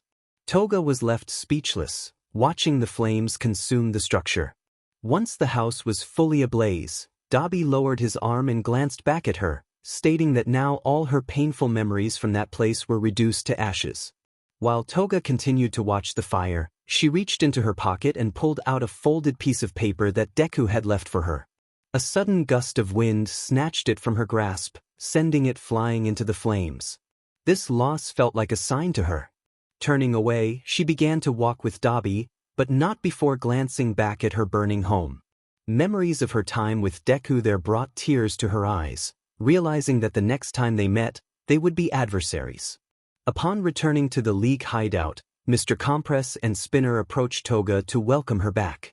Toga, initially looking down with her bangs obscuring her eyes, lifted her head and smiled at them, expressing her happiness to be back. Meanwhile, Deku continued his vigilante work, often glancing at the scar left by Toga's bite on his forearm. With her absence, he faced even more threats, becoming darker and more menacing towards those who challenged him. He decided to sever ties with other heroes, including All Might, who only wished to support him. Now alone, he held nothing back, demanding information from assassins about 𝐿 and Shigaraki. When they remained tight-lipped, he would leave them restrained for the heroes to collect. Deku's relentless pursuit of 𝐿 and Shigaraki led him into a confrontation with civilians under the control of one of 𝐿's assassins. Just as he was overwhelmed, 𝐒𝐮𝐬𝐽 arrived, using an explosive attack to free the civilians from their mind control. As the civilians regained their senses and fled, Deku found himself on the ground, scratched and bruised. Looking up, he saw Bakugo and the rest of Class 1A standing behind him. They urged him to return to UA, but he felt he couldn't go back just yet. As he picked up the remnants of his mask and placed it over his face, he stood up but refused to return. The students of Class 1A were not willing to accept his decision. The very people he aimed to protect were now standing in his way. Choosing not to confront them directly, he decided to escape.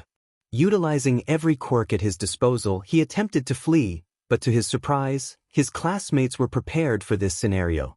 Each member of Class 1A played a role in capturing him. After a long struggle, they finally managed to corner him. In that moment, Bakugo apologized and addressed him by his real name. Hearing this, Deku listened as his friends pleaded for him to return and be whole again. Realizing that the sadness he wished to shield them from stemmed from his own actions, he accepted their offer to go back to UA. However, as he made this choice, he felt his strength fade, causing him to stumble forward, only to be caught by Bakugo. With barely enough energy to stand, Shuji stepped in to carry Deku on his back. Upon returning to UA, Deku was met not with cheers, but with shouts from civilians demanding he leave immediately, as he was a target of 𝐿. His friends defended him, but the civilians were unyielding in their longing for him to depart. Feeling the weight of their words, Deku sensed it might be best to go. As everyone turned their backs, he quietly walked towards the gates. Just then he heard a familiar voice calling out. Turning around, he spotted Uraraka on top of UA High, holding a speakerphone in her hands. Uraraka passionately expressed that Deku deserved to return, emphasizing that this was his hero academy and his home. Moved by her heartfelt speech, the civilians who had previously opposed Deku's return changed their minds and welcomed him back. As everyone turned to him, they saw him in tears, and he fell to his knees. Two individuals, Kota and 𝐼𝐼, rushed over to embrace him warmly. After being accepted back into UA, Deku was taken to the dorms, where he was cleaned up and refreshed. Once he was finally clean, he settled onto the couch and quickly fell asleep. While he slept, he began to hear someone calling his name. Toga gently urged him to wake up. When he opened his eyes, he found Toga lying on the floor beside him, her hand cupping his cheek. He was surprised to see her and realized he was in Toga's old bedroom. This led him to wonder if everything he had experienced was just a dream. Looking back at Toga, he placed his hand over hers and felt comforted by her presence. As he gazed at her, he felt a sudden emptiness when he noticed she was no longer there. Sitting up, he found himself in a dark void, wearing his tattered hero suit. Confused, he felt a chill run down his spine. Turning around, he spotted Shigaraki, prompting him to quickly assume a fighting stance. Shigaraki taunted him, suggesting he was ready for a fight. Deku, bewildered, asked what he meant. Shigaraki pointed down, and Deku looked to see the fallen forms of his friends nearby. Shigaraki continued, revealing that they were not the only ones who had tried to stop him. Just then, Deku felt a tug on his suit from behind and heard Toga's familiar voice calling out to him. He turned to see her, injured and bloodied. Alarmed, he rushed to her side, calling her name. Toga weakly asked where he had been, but before he could respond, she collapsed against him. Holding her tightly, he cried out in despair. Shigaraki, watching the scene, cruelly remarked that Deku couldn't save anyone. As he placed his hand on Deku's face, Deku's eyes flew open, and he instinctively extended his hand, causing dark tendrils to emerge. But before he could act further, he saw 𝗟𝗏 smiling at him. She greeted him cheerfully, asking if he had slept well. Deku, surprised to see her, retracted the dark tendrils and looked around to find everyone else greeting him with good mornings. Relieved to see them all safe, he wondered about Toga's whereabouts. After a discussion with his friends, Deku quietly slipped out of the dorms unnoticed. Outside, he searched the UA grounds for Toga, hoping she had come to the academy. After nearly an hour of searching through buildings and the campus, he found no sign of her. He even attempted to use his danger sense to locate her, but it yielded no results. Realizing she was not there, he began to worry about her safety as he walked through the campus. Eventually, he reached a cliffside overlooking the remnants of the city. He called out for Toga, placing his hand over the bandages on his forearm that concealed the scar left by her bite. Suddenly, he heard 𝗟𝗏's voice, which startled him. Turning around, he saw her approaching. 𝗟𝗏 explained that she had come looking for him, along with everyone else. She mentioned that they had split up to find him, and she was the first to succeed. Apologizing, Deku glanced away, but 𝗟𝗏 placed a reassuring hand on his shoulder, telling him it was okay. As they both looked out at the devastated city, 𝗟𝗏 expressed how happy she was to have him back, admitting it had been lonely without him. Deku agreed, grateful for her support and the efforts of everyone else. He reflected on his time away, noting that he hadn't felt lonely at all. 𝗟𝗏, curious, asked if he was referring to All Might and the other heroes. Deku clarified that he was talking about someone else who had helped him and even saved his life. He looked away, placing his hand over his forearm again, which 𝗟𝗏 noticed. She inquired about the person he mentioned, and Deku sighed, explaining that he had left them behind, believing they would be safer without him. He had written them a letter, urging them to come to UA, but he was worried they hadn't made it. 𝗟𝗏 suggested that perhaps they were still out there, helping others just like him. Although Deku doubted that Toga was out there assisting people, he appreciated 𝗟𝗏's attempt to cheer him up. With a smile, he agreed that if she believed so, then they were likely okay. As they exchanged smiles, 𝗟𝗏 noticed that Deku was gripping his forearm tightly. Concerned, she asked if he was all right. Deku assured her that he was fine. 𝗟𝗏 noticed Deku gripping his arm tightly and pointed it out. As he realized his hold, he quickly released his grip and placed his hand down. He apologized, admitting he hadn't been aware of it. 𝗟𝗏 reassured him, expressing her relief that he was okay. However, her smile faded as she turned her gaze away from him and back to the city, prompting concern from Deku. He asked if something was bothering her.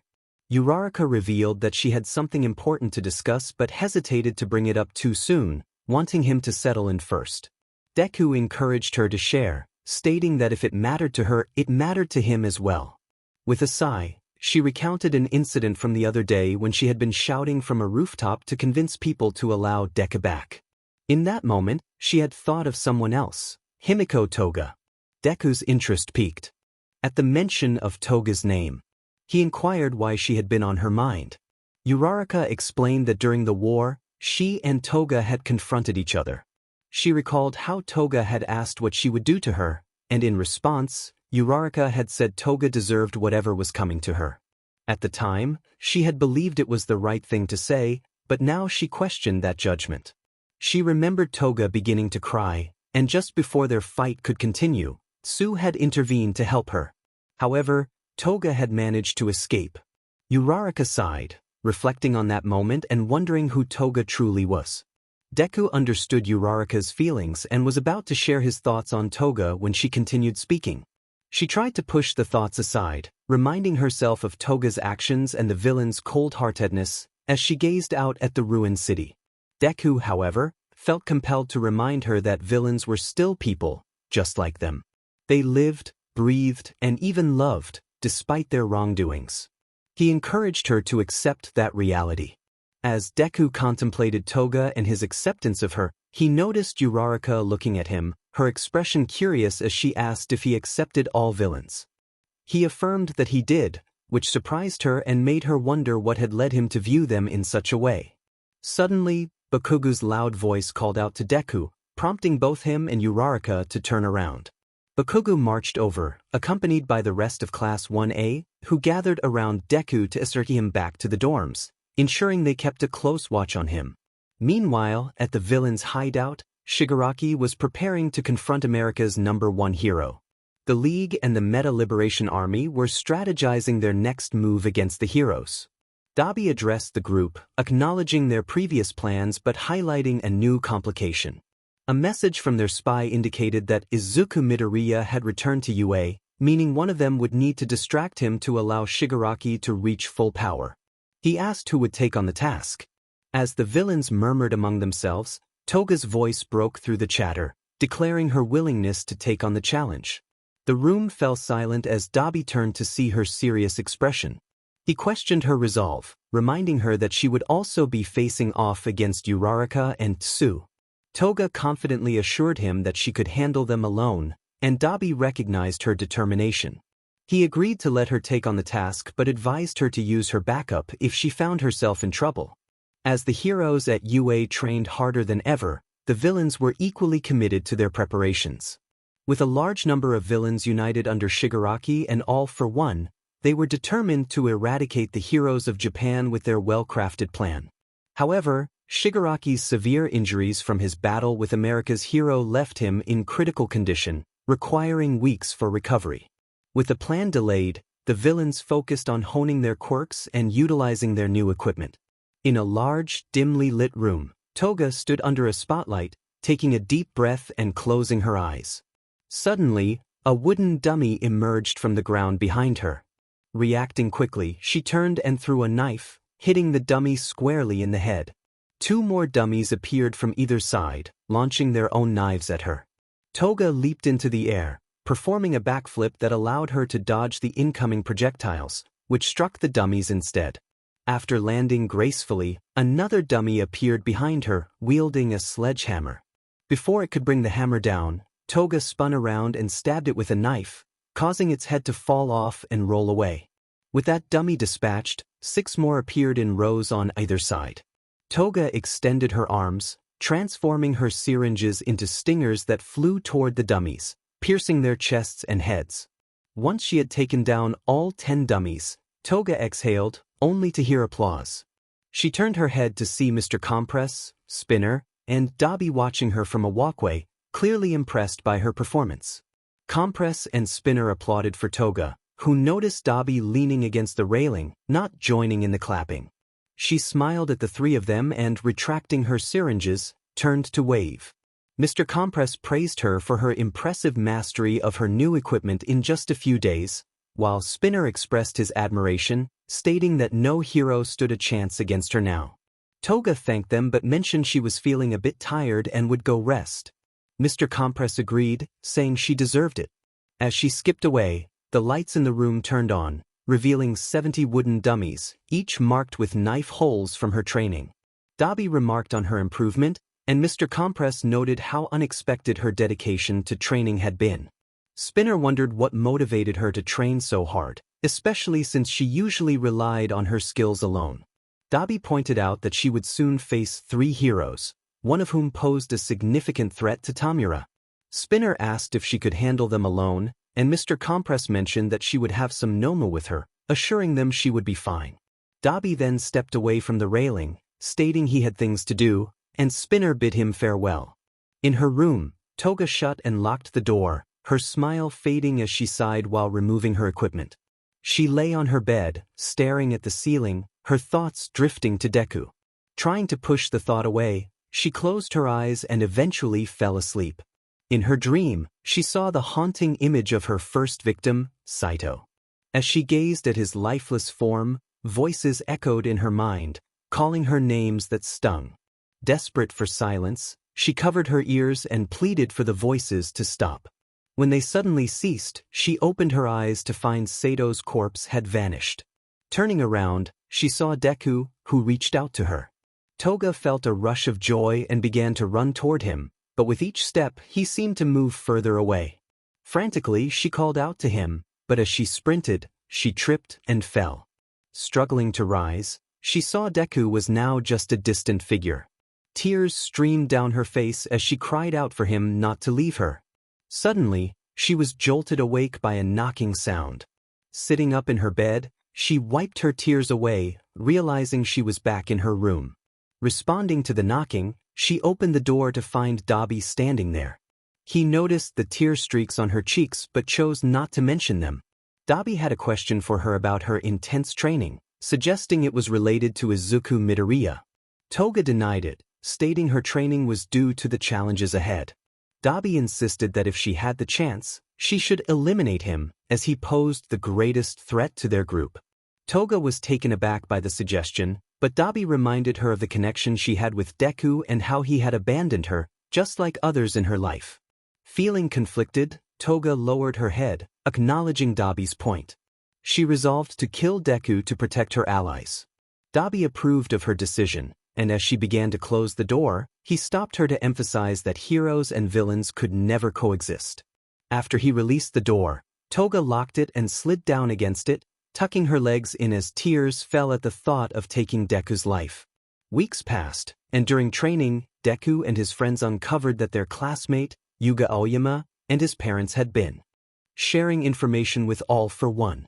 This revelation led to the imprisonment of the Aoyama family, devastating Class 1A, who struggled to understand why a friend would betray them. Aoyama then shared his story, revealing he was quirkless and had faced relentless bullying.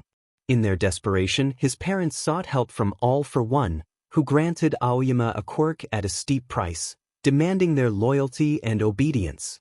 The family felt they had no choice but to comply. After hearing his story, his classmates were astonished by the revelations. Deku and Bakugo exchanged glances, recognizing the parallels between Deku's journey to obtaining one for all and Aoyama's situation. In response, the teachers at UA took measures to isolate the Aoyama family, ensuring they could not communicate with 𝐿_1. Unbeknownst to them, spies had already infiltrated the safe zone of UA, posing as ordinary civilians. As weeks passed, Deku and his friends completed their training. Class 1A gathered in front of the civilians, bowing their heads in gratitude for their support. They bid farewell to those wishing them luck and safety before departing their dorms for a new, more secure building. In this new dorm, Class 1A and the pro heroes convened to devise a plan to bring an end to the ongoing conflict. Days later, Aoyama managed to escape with the help of the spies. The heroes immediately launched a search for him, and it was Deku who found him first. As Deku landed, he called out to Aoyama, who turned to face him. Aoyama expressed his longing to return to his friends and be part of the class again, but he felt it was impossible. Tears streamed down his face when a portal suddenly opened behind him, revealing 𝐿_1, who levitated above the ground. 𝐿_1 praised Aoyama for his role as a spy and urged him to join his side, claiming he wanted to protect him from harm. Aoyama, still facing away from 𝐿_1, wiped his tears and firmly declined, stating he would rather stand with his friends. In response, 𝐿_1 expressed disappointment at Aoyama's choice. He raised his hands, and a liquid portal appeared before him, allowing villains and 𝐿𝐼𝐴 to emerge. Among them was Shigaraki, who had fully recovered from his injuries. As Deku spotted Shigaraki and the other villains, he felt a sense of relief to see only 𝐼𝐴, Mr. Compress, and Spinner among them. 𝐿_1 declared it was time to end the war once and for all. As heroes and villains clashed in the streets near UA High, the villains were unaware that the heroes held the advantage. Containers rose from the ground, allowing heroes to equip themselves with support items that significantly aided them against the villains. Many villains and 𝐿𝐼𝐴 fell to the heroes' coordinated efforts. Realizing the tide of battle needed to shift, 𝐿_1 opened numerous portals, prompting the villains to rush through them. The heroes pursued, determined not to let them escape. During the chaos, Deku and Bakugo noticed Shigaraki entering a portal and followed suit. However, as they flew toward the portal, another one appeared beside Deku, and something wrapped around his arm, pulling him inside. Bakugo attempted to save him, but the portal closed just before he could reach him. On the other side of the portal, Deku landed in shallow water, hearing familiar voices calling his name. He turned to see Uraraka and 𝐶𝐻, who must have also been pulled through a portal. Just then he heard a voice he never expected, Toga. Shocked, Deku stared at her as she greeted him with a cold glare, her pinky finger wrapped around the tube that had pulled him through the portal. Toga acknowledged the time that had passed since they last met. Deku was momentarily stunned, but Uraraka's urgent voice broke through his thoughts, instructing him to escape and prioritize confronting Shigaraki. Uraraka and Tsuyu assured him they would handle things on their end. Realizing the urgency of the situation, Deku focused on stopping Shigaraki but sensed danger approaching.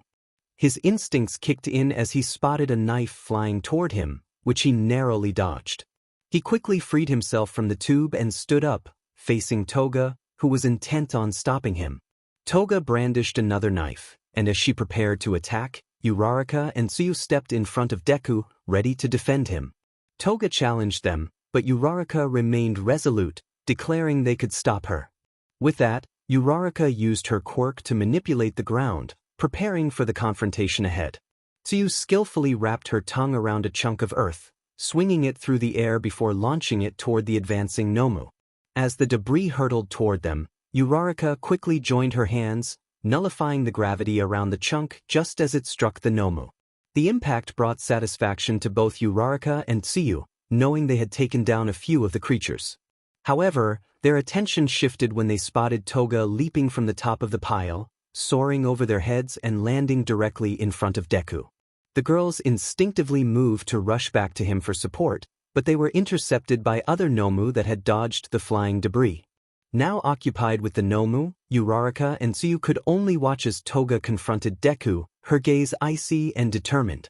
Toga declared that it was just the two of them now, while Deku, with a serious expression, stated that he had no intention of fighting her. Toga retorted that he should have left when he had the chance, and with that she charged at him, knife in hand. As she closed the distance, she slashed at Deku, who deftly evaded her attacks while trying to reason with her. Deku questioned Toga's motives, asking why she was doing this, but she remained silent, focused solely on her assault. Realizing he needed to act, Deku sidestepped her move and seized her wrist, pulling her close to him. Toga struggled against his grip, demanding to be let go, but Deku insisted she answer his question first. Their eyes locked in a heated exchange. Toga eventually looked away, her head bowed as her bangs obscured her eyes.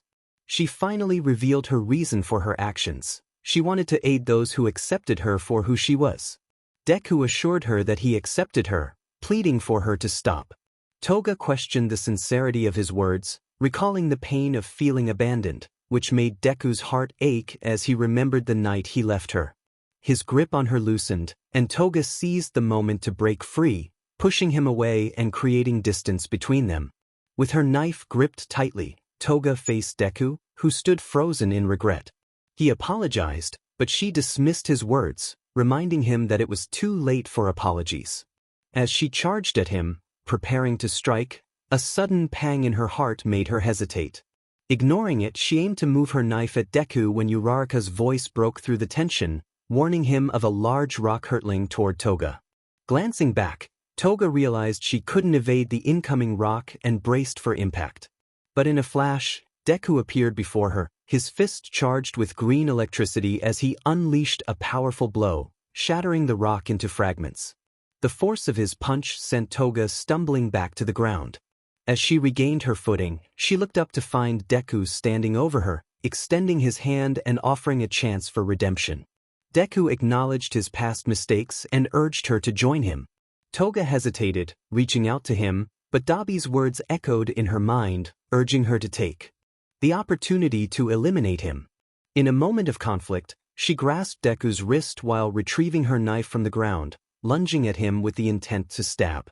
Just as the blade neared his neck, Tsuyu's tongue wrapped around Toga's wrist, halting her attack. Toga expected to see anger or disappointment in Deku's eyes, but instead, she found only concern reflected back at her. He called her name softly, and in that instant, she was pulled away from him and landed on the ground.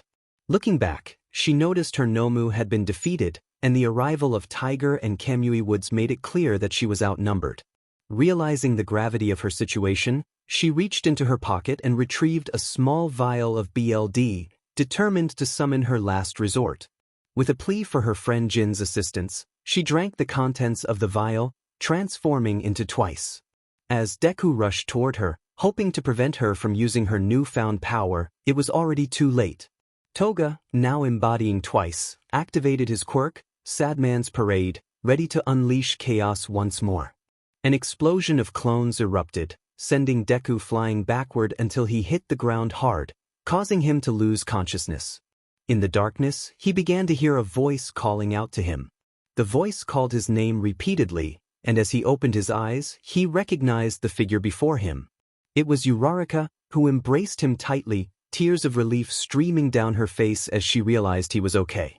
However, as they shared this moment, Deku's attention was drawn to a towering structure made entirely of 𝗏𝗏's clones, all moving in a specific direction. A sense of danger washed over him, but it wasn't directed at the clones, it was something looming at the top of the tower. He whispered Toga's name, prompting Uraraka to pull back and look at him. She followed his gaze to the Tower of Clones and confirmed his fears. Deku quickly sat up, his concern growing. He expressed his worry that Toga was in danger, but Uraraka urged him to focus on the bigger picture. She reassured him that everyone else was fine and insisted he prioritize facing Shigaraki. After a moment's hesitation, Deku agreed and prepared to leave. Uraraka encouraged him to hurry, giving him a gentle push in the right direction before returning to help the others. As Deku moved forward, he stumbled upon Toga's BLD collection equipment on the ground.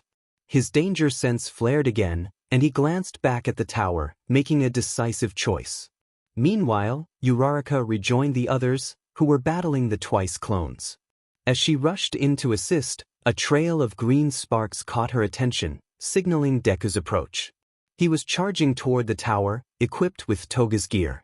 The clones, sensing a threat, redirected their focus to him, and more clones broke away from the tower to intercept him.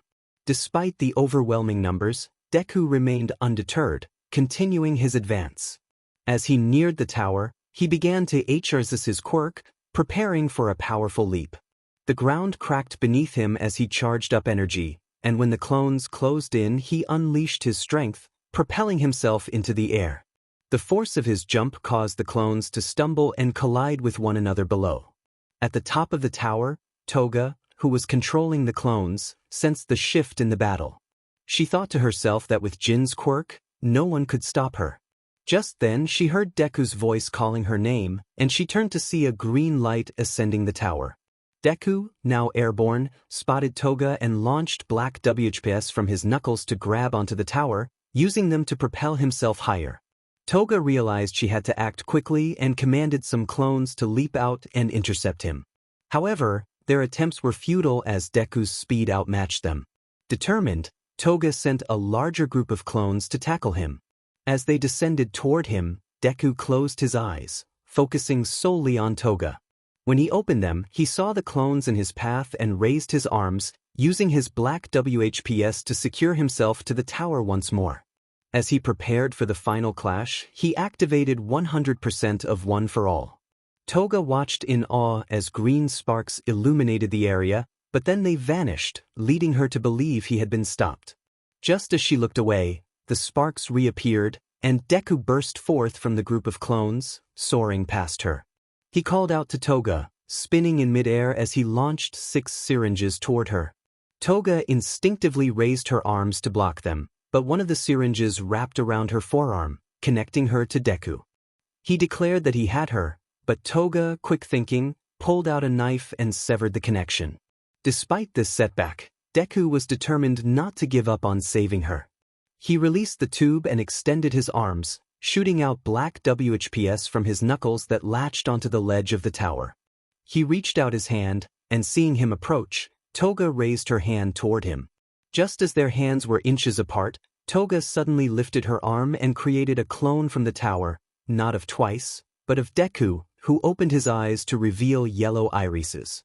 The sight of a clone of himself shocked him, and in that moment of surprise, he was struck on the right side of his face, sending him flying down the tower until he crashed into the ground. The Deku clone dissolved as Toga walked over to the lake, looking down toward where Deku lay. She expressed her wish for him to stay down, turning away as she continued controlling the Tower of Clones. Meanwhile, on the ground, Deku remained conscious and looked up at the tower, calling out to Toga. Despite his injuries, he used his right arm to push himself up, but his support item shattered, exposing his bare skin. He ignored the pain and managed to stand, though he stumbled and began to fall forward. Before he could hit the ground, he was caught by 𝗟𝗏, who assured him that she had him. Grateful, Deku thanked her as he regained his balance. Just as he was about to step forward, 𝗟𝗏 pulled him back, demanding to know why he hadn't listened to her. Deku remained silent, looking down at the ground. 𝗟𝗏 pressed him for an answer, and he glanced at his arm, where Toga's bite mark made him smile. 𝗟𝗏 noticed the mark and widened her eyes in surprise. Deku explained that he was fighting for Toga because she had saved him. Realizing who he meant, 𝗟𝗏 understood the depth of his feelings. Deku insisted that he needed to save her and asked 𝗟𝗏 to let go of his arm. Though hesitant, 𝗟𝗏 eventually released him, stepping back as Deku expressed his gratitude. He turned away and began running toward the Tower of Clones. Tsuyu caught up with 𝗟𝗏, questioning why Deku was going after the clones again. 𝗟𝗏 explained that he needed to save Toga and insisted they should not interfere, as it was between the two of them. Tsuyu understood and stayed behind to comfort 𝗟𝗏, sensing her sadness. As Deku ran alongside the moving Tower of Clones, he devised a plan to stop Toga. Using the power of One for All, he accelerated past the tower and positioned himself in its path, taking a deep breath before calling out to Toga. His voice reached her, causing her to halt the clones and search for him. Spotting him standing on his own 2 feet after his fall surprised her. Deku declared that he knew where she was headed and wouldn't let her go any further, challenging her to confront him. Toga, taken aback by his determination, realized this was her chance to fulfill 𝗟𝗶h's wish. Commanding the twice clones, she transformed the tower into a massive wave aimed at Deku. As the wave approached, Toga emerged in front, disguised among the clones, gripping a knife in her right hand. With her anger boiling over, her quirk began to falter, revealing parts of her face. She raised the knife, calling out to Izuku. Just as she lunged forward, the clones vanished, leaving only her standing before him, the knife's tip inches from Deku's chest. Toga hesitated, admitting she couldn't do it. Deku, sensing her struggle, acknowledged her hesitation, prompting her to lower the knife and drop it to the ground, tears streaming down her face. She questioned why he had left her, and he explained that he thought it was for her safety, admitting he was wrong and should have brought her with him. He reached out to her, but she asked him not to, fearing he wouldn't find her cute if he saw her cry. Deku, undeterred, gently removed her hands from her eyes, making her look up at him. He reassured her that, regardless of her emotions, she was the cutest girl in the world. Toga, touched by his words, smiled through her tears and hugged him tightly, burying her face in his chest. Deku wrapped his arm around her and comforted her, assuring her he was there now. In their embrace, they heard a familiar voice calling out to them. They turned to see 𝗟𝗏 looking directly at them, her expression filled with concern. As Toga gazed at her, she clung to Deku tightly, feeling anxious about what he might say. 𝗟𝗏 raised her arm, revealing the sweater that Toga wore, and Deku reached out to take it, expressing his gratitude. After receiving the sweater from 𝗟𝗏, Deku gently placed it over Toga's shoulders. Toga smiled at 𝗟𝗏, thanking her for the gesture. 𝗟𝗏 responded with a warm smile of her own. Tsuyu then called out to them, prompting the trio to turn their attention to her. She reminded them that they still had responsibilities to attend to, suggesting that they should move on. Deku acknowledged her words and placed his hand on Toga's cheek, assuring her that he would handle Shigaraki and promising to return safely. Toga nodded, wishing him well as he prepared to leave. Before parting, he asked 𝗟𝗏 and Tsuyu to look after Toga, to which they both agreed. Once Deku had departed, 𝗟𝗏 and Tsuyu approached Toga, encouraging her to find a safer place. Toga looked in the direction Deku had gone, feeling a twinge of guilt for the energy he had expended on her. She expressed her longing to help Izuku, just as they did, and asked for their assistance. 𝗟𝗏 and Tsuyu exchanged glances before nodding in agreement. Meanwhile, Deku faced Shigaraki in a fierce battle for the second time. Despite the injuries he had sustained while saving Toga, he fought valiantly, utilizing the quirks of One for All with great efficiency.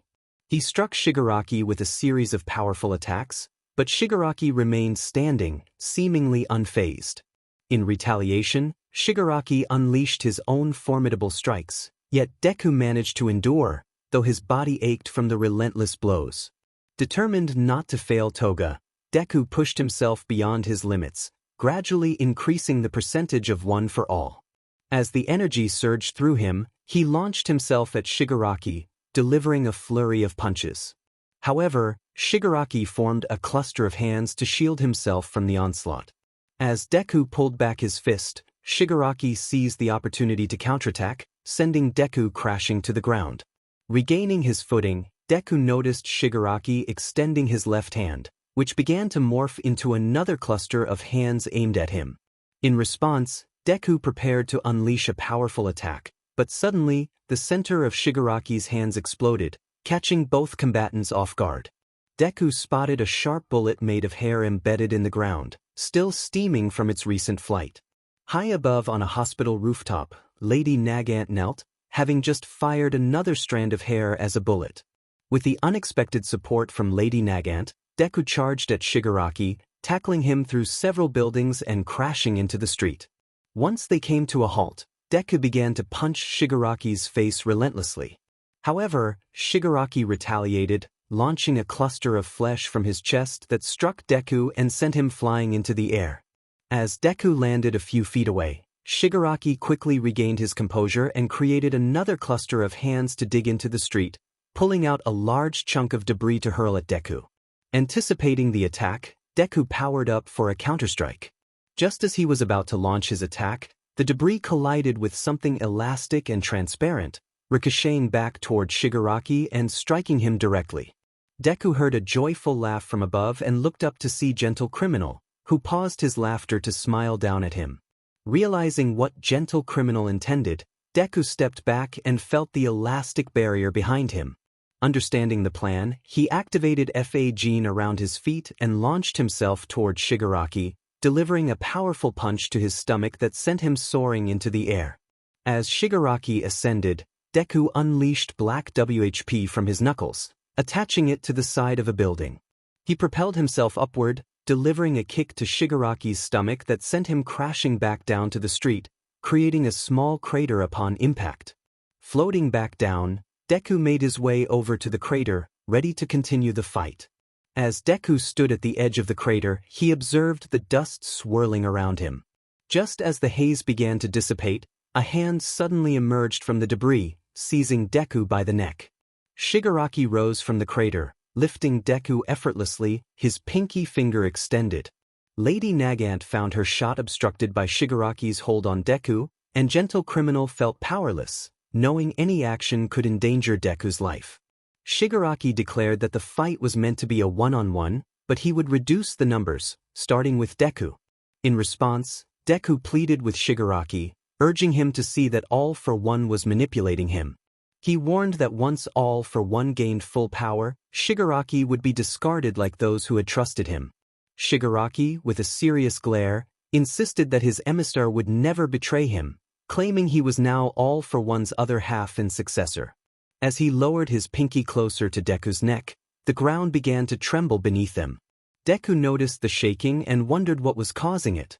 His eyes widened when he saw Twice running toward them. Shigaraki, surprised, called out to Twice. Suddenly, a wave of Twice appeared around the corner, catching Shigaraki off guard. As he focused on the multitude of Twice, Deku seized the opportunity to kick Shigaraki in the chest, breaking free from his grip and sending him flying. Shigaraki quickly regained his footing, but before he could pursue Deku, a Twice jumped onto his back. Struggling to pry the Twice off, Shigaraki felt a large shadow looming over him. He turned to see the massive wave of Twice crashing down upon him. Inside the chaos, Shigaraki was tossed around, attempting to disintegrate the Twice, but they held fast, preventing him from using his quirk. Eventually he was pulled to the top, restrained by the Twice. While he fought to escape, a green spark flashed nearby. Looking up, he saw Deku floating in the air, his right fist drawn back and glowing with energy. Desperate to break free, Shigaraki found the grip of the twice too strong. Deku then shouted the name of his ultimate move, launching himself toward Shigaraki and delivering a powerful punch to his face. In that moment, all the twice vanished. On a nearby rooftop, Uraraka, Tsuyu, and Toga, who had transformed back from twice, watched the scene unfold. Once Toga was fully herself again, she smiled, grateful for Jin's help. Uraraka congratulated Toga for assisting Deku, and Toga acknowledged that she couldn't have done it without her and Tsuyu. Tsuyu suggested it was safe to approach, and Uraraka reassured them that Deku would be glad to see Toga. Meanwhile, where Deku and Shigaraki had fought, a small boy sat on the ground, crying. He looked up to see Deku, a green-haired boy with freckles, reaching out to him. Deku comforted the boy, who took his hand, and a bright light enveloped them, causing Shigaraki to open his eyes and see Deku before him. Deku asked if Shigaraki was okay, and Shigaraki admitted he was tired. Deku encouraged him to rest, and Shigaraki complied, closing his eyes and revealing the cuffs on his hands and feet. 𝐿𝐼 praised Deku for his efforts, and Deku expressed gratitude for the support he received. 𝐿𝐼 informed Deku that he had contacted the pro heroes to retrieve Shigaraki and, upon receiving Deku's assurance that he would handle things from there, he departed. Just then, Toga called out to Deku, and he turned to see her standing with Uraraka and Tsuyu. They rushed toward each other and embraced tightly. Toga expressed her happiness that Deku kept his promise, and he thanked her for saving him once again. As they hugged, pro heroes arrived to take Shigaraki away. Deku released Toga to ensure they treated Shigaraki gently. However, one of the heroes grabbed Toga's wrist, declaring her under arrest. Deku intervened, insisting they not touch her, and warned that attempting to arrest Toga would not end well for them. His fists clenched, he stood protectively beside Toga. As he observed the heroes approaching, he prepared to fight to protect Toga. However, as they drew closer, Uraraka and Tsuyu suddenly leaped in front of Deku and Toga. Uraraka urged Deku to take Toga away, promising to hold them off. Deku hesitated, concerned for their safety, but Tsuyu insisted he should go. Realizing he had no choice, Deku turned and picked Toga up, telling her to hold on tight. With Toga in his arms, Deku launched himself into the air, using his black WHP to swing through the devastated city. He reassured Toga that he would take her somewhere safe, a place where the heroes couldn't capture her.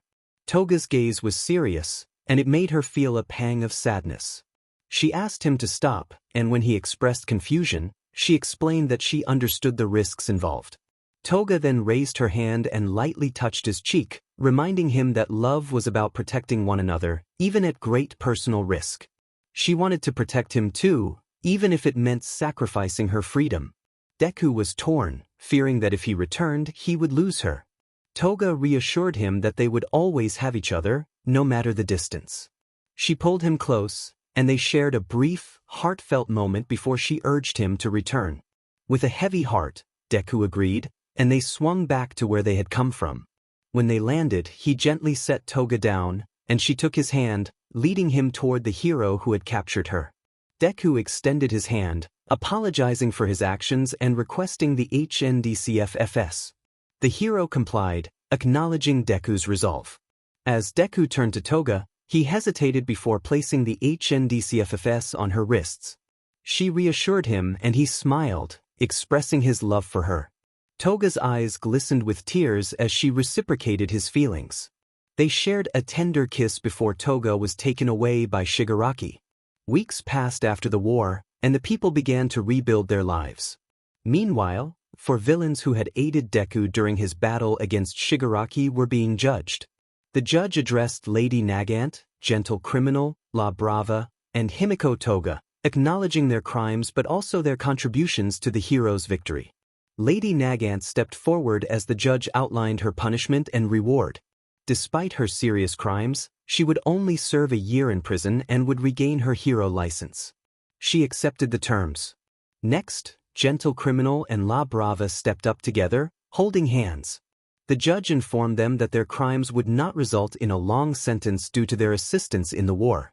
They were given a year of community service and the opportunity for 𝐒𝐿 to work as a hacker for the police. They accepted their terms with smiles. Finally, the judge turned to Himiko Toga. He noted that her case was the most difficult, as her crimes could lead to a life sentence. However, he had received a letter about her troubled past, which had garnered his sympathy. He explained that she would be sent to a program designed to help individuals like her, where she would receive therapy.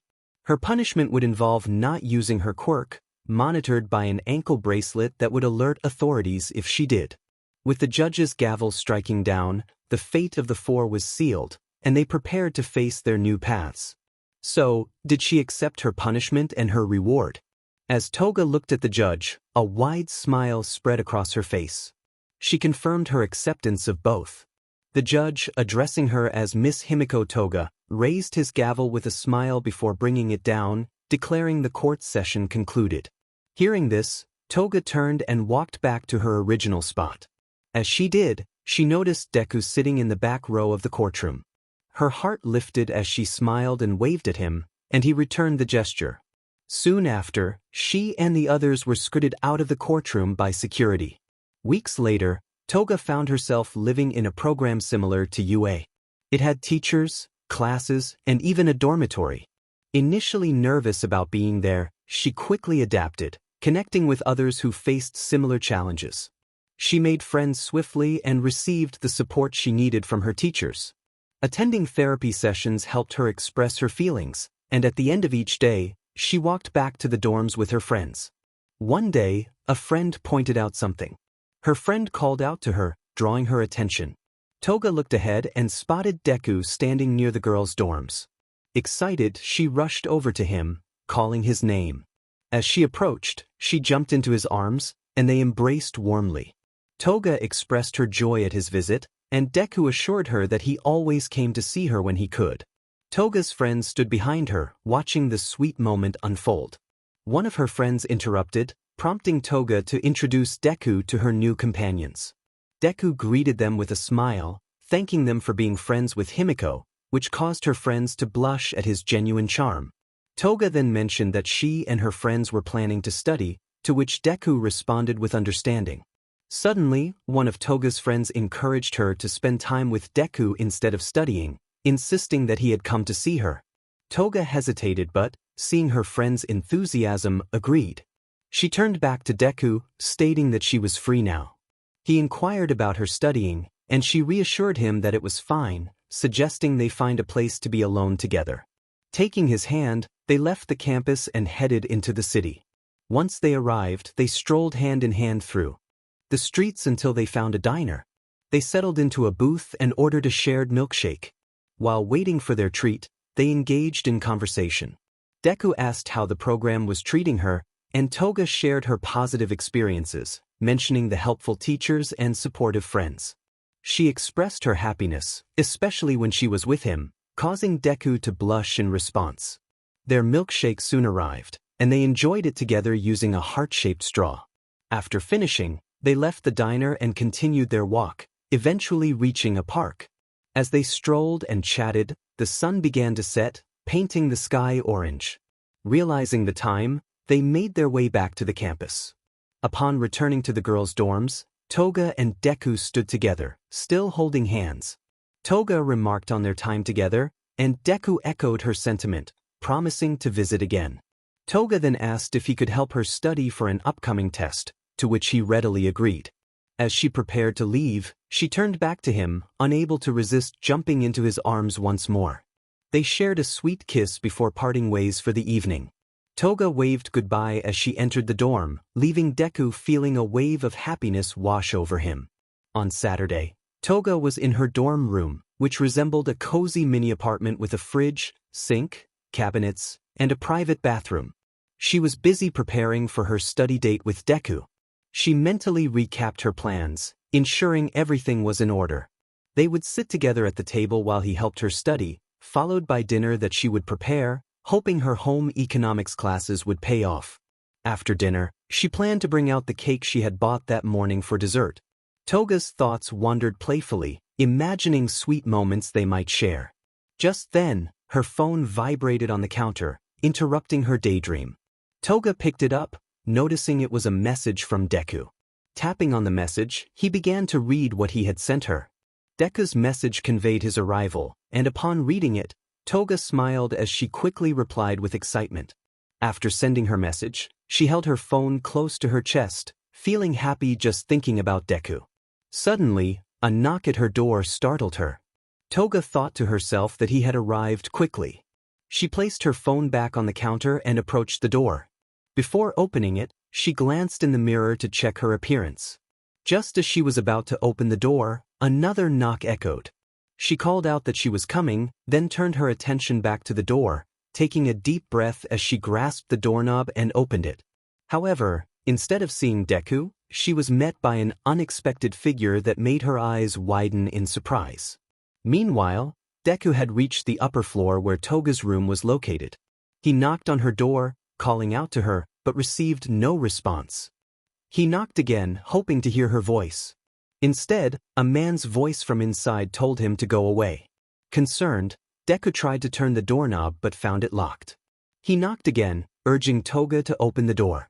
Finally, he heard the lock click and the door opened partially. Through the gap, he saw a man with sharp yellow eyes who warned him to leave. Deku remained unfazed by the man's intimidation and demanded to know who he was and where Toga was. The man insisted that it didn't concern Deku and ordered him to leave. As they exchanged intense glances, Deku caught a glimpse of Toga sitting on the floor, her head down. Pushing the man aside, Deku rushed to Toga, kneeling beside her to check if she was all right. Toga remained silent, still looking down. Out of the corner of his eye, Deku noticed a blonde woman sitting at the table. He turned back to Toga, pleading for her to look at him. Slowly, Toga lifted her head, revealing tears in her eyes and a red mark on her cheek. The man, now furious, grabbed Deku's shoulder, prompting Deku to stand up and confront him, slamming the man against the wall. He demanded to know how he could hurt Toga. The man introduced himself as Toga's father, shocking Deku. The woman beside him identified herself as Toga's mother. Deku recognized them and introduced himself as Izuku Midoriya, the boy who had saved Japan. Toga's mother expressed surprise at his presence, while her father questioned why he was there. Deku explained that he had come to help Toga study for an upcoming test. Mr. Toga dismissed him, stating it wasn't a good time for a visit. Unwilling to leave, Deku insisted he would stay until he finished helping Toga. Mr. Toga, annoyed, walked past him to sit next to his wife, telling Deku to do as he wished. With determination, Deku approached Toga, who sat beside him. Mr. Toga resumed speaking to Toga, asking if she understood what he had told her. Toga nodded in response. Mr. Toga then presented a piece of paper for her to sign, sliding it across the table. As Toga reached for the paper, Deku intervened, placing his hand on top of it and demanding to know what it was. Mr. Toga insisted it was none of his concern, but Deku argued that it was now. He snatched the paper, reading its contents, and his expression turned to one of anger as he realized they wanted to remove Toga from the program. Mr. Toga confirmed their intentions, stating that Toga was a danger to others and they planned to take her to America for monitoring.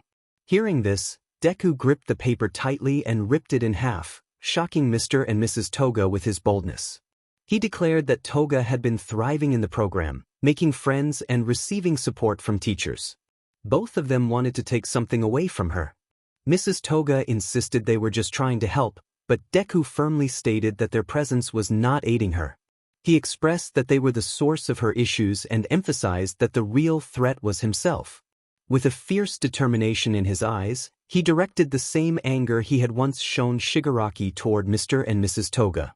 Just as the tension escalated, a gentle hand rested on his left fist, calming him. He looked down to see Toga's hand and then met her gaze as she smiled at him. Toga reassured him that she would handle the situation from there. After calming Deku, Toga turned to her parents with a smile that they had never wanted to see. She told them that they had never truly loved her. Their shocked expressions revealed their disbelief. Toga continued, stating that even though they claimed to be helping her, she could sense their lack of love. She declared that her place was in the program, in Japan, surrounded by her friends, teachers, and Deku, and that she would not be leaving, especially not with them. Mrs. Toga questioned who would care for her after her time there, to which Deku confidently replied that he would take care of her. Mr. Toga was taken aback, but Deku affirmed his commitment, stating that once he graduated from UA and became a full-time pro hero, he would look after Toga and all her needs because he cared for her deeply. A slight blush crept onto Deku's face, but he maintained a serious demeanor as he faced her parents. Mr. and Mrs. Toga exchanged glances before standing up and moving toward the door, leaving Deku and Toga in confusion. Mr. Toga expressed his trust in Deku to take care of Toga and stated that they would no longer interfere in her life, hoping for her forgiveness one day. Toga responded that she could not grant that. Mr. Toga acknowledged her feelings before stepping out into the hallway, followed by Mrs. Toga, who paused to tell Toga to take care of herself before closing the door behind her. With her parents gone, Deku turned to Toga to check on her.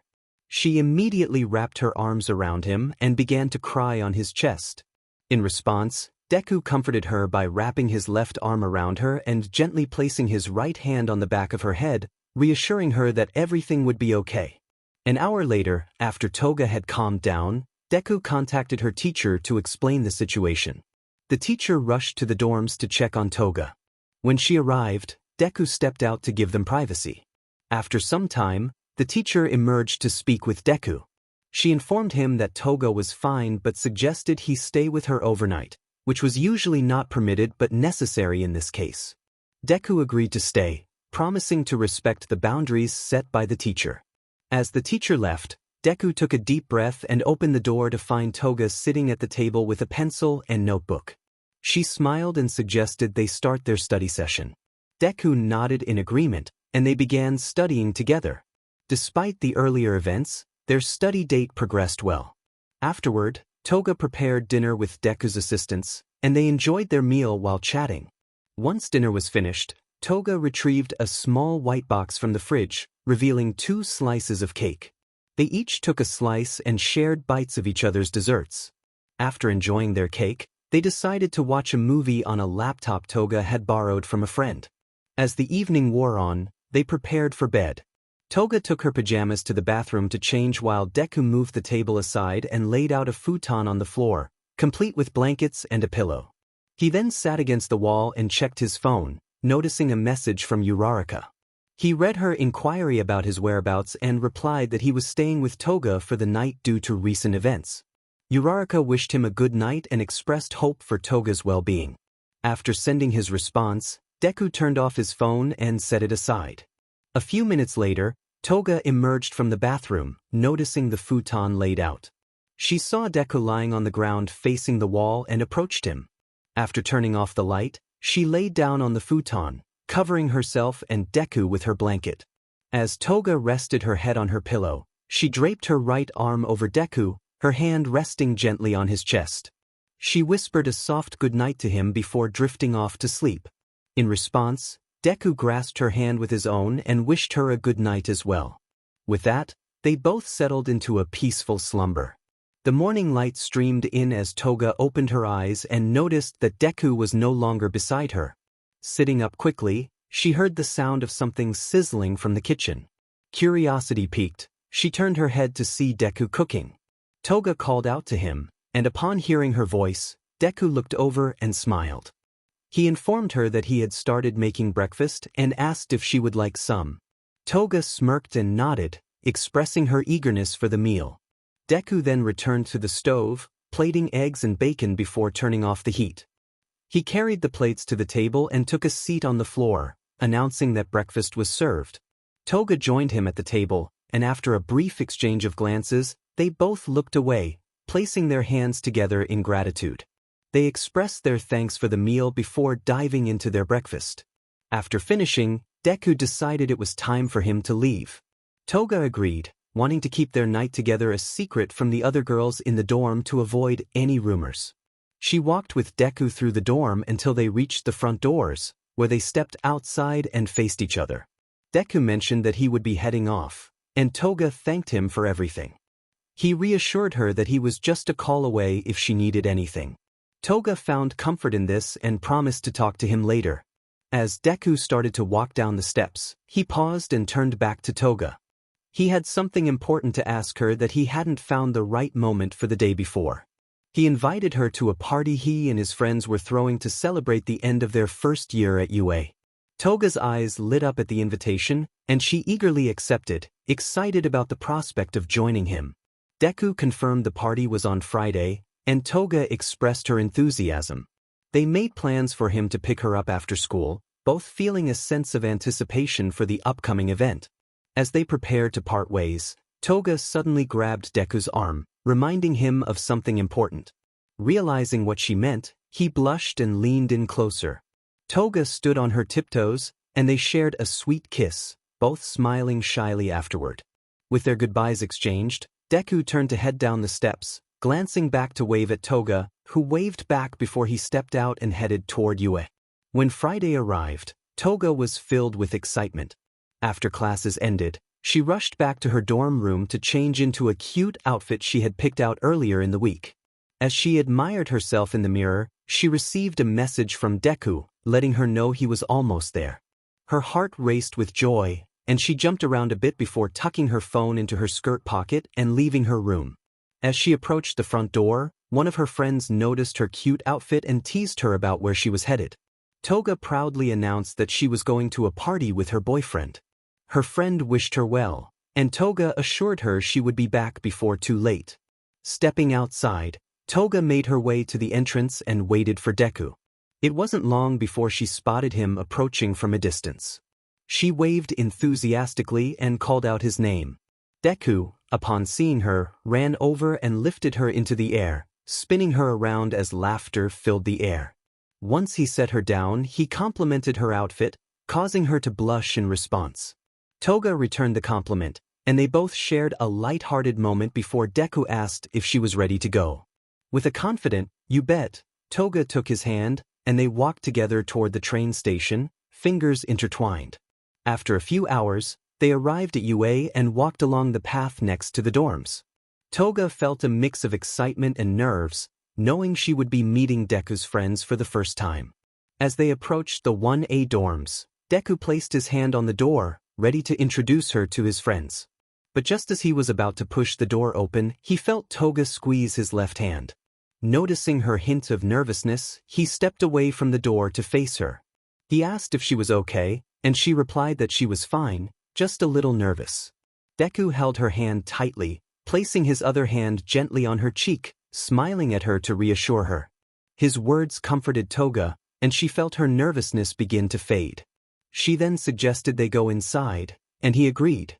With that, Deku turned to the door and opened it, and they stepped into the dorm, where Class 1A was enjoying a lively party. He announced their arrival, introducing Toga to everyone. Toga nervously waved, and several classmates approached her to extend a warm welcome. This gesture erased her remaining nerves, and she felt embraced by the friendly faces around her. Throughout the party, Toga chatted with some of the girls, quickly making friends, while Deku mingled with the boys. A few hours later, Toga found herself in the kitchen, pouring herself another drink when 𝐼𝐼𝐼𝐼 appeared to do the same. Toga realized that she hadn't spoken to 𝐼𝐼𝐼𝐼 yet during the party, so she seized the opportunity to reach out. She greeted 𝐼𝐼𝐼𝐼, who returned the sentiment, and they exchanged pleasantries. Toga mentioned how the program she was in had helped her, and 𝐼𝐼𝐼𝐼 expressed her happiness for Toga's progress. Toga felt a twinge of guilt for being with Deku, knowing 𝐼𝐼𝐼𝐼 had feelings for him too. She decided to apologize, acknowledging that she had taken him away from 𝐼𝐼𝐼𝐼. 𝐼𝐼𝐼𝐼 reassured her that it was okay, explaining that while it hurt a little to see someone she liked with someone else, she was genuinely happy for Toga. She appreciated knowing that Deku was cared for and supported, which made her feel content. Moved by 𝐼𝐼𝐼𝐼's kindness, Toga hugged her, promising to keep Deku happy. 𝐼𝐼𝐼𝐼 returned the hug, confident that Toga would uphold her promise. As the hours passed, it was time for Deku to take Toga back to the program. After saying her goodbyes, they stepped out of the dorms and walked together along the pathways. Deku asked if she enjoyed herself, to which Toga replied that she really did and thanked him for bringing her. He expressed his happiness that she had a good time, and her smile made his heart race. Suddenly, Deku stopped, prompting Toga to halt as well. He suggested they go for a little fly, pulling out his hero gloves. Toga's face lit up with excitement, and she eagerly agreed. As the city lights twinkled below, Deku swung through the air using his black WHP, carrying Toga in his arms. They both smiled, feeling the thrill of the moment. Deku used his float ability to soar higher, breaking through the clouds where the moonlight illuminated them. Floating in the air, he looked at Toga and professed his love for her. Toga's heart raced at his words, and she reciprocated his feelings. In that moment, they leaned in and shared a kiss, knowing they were meant to be together forever.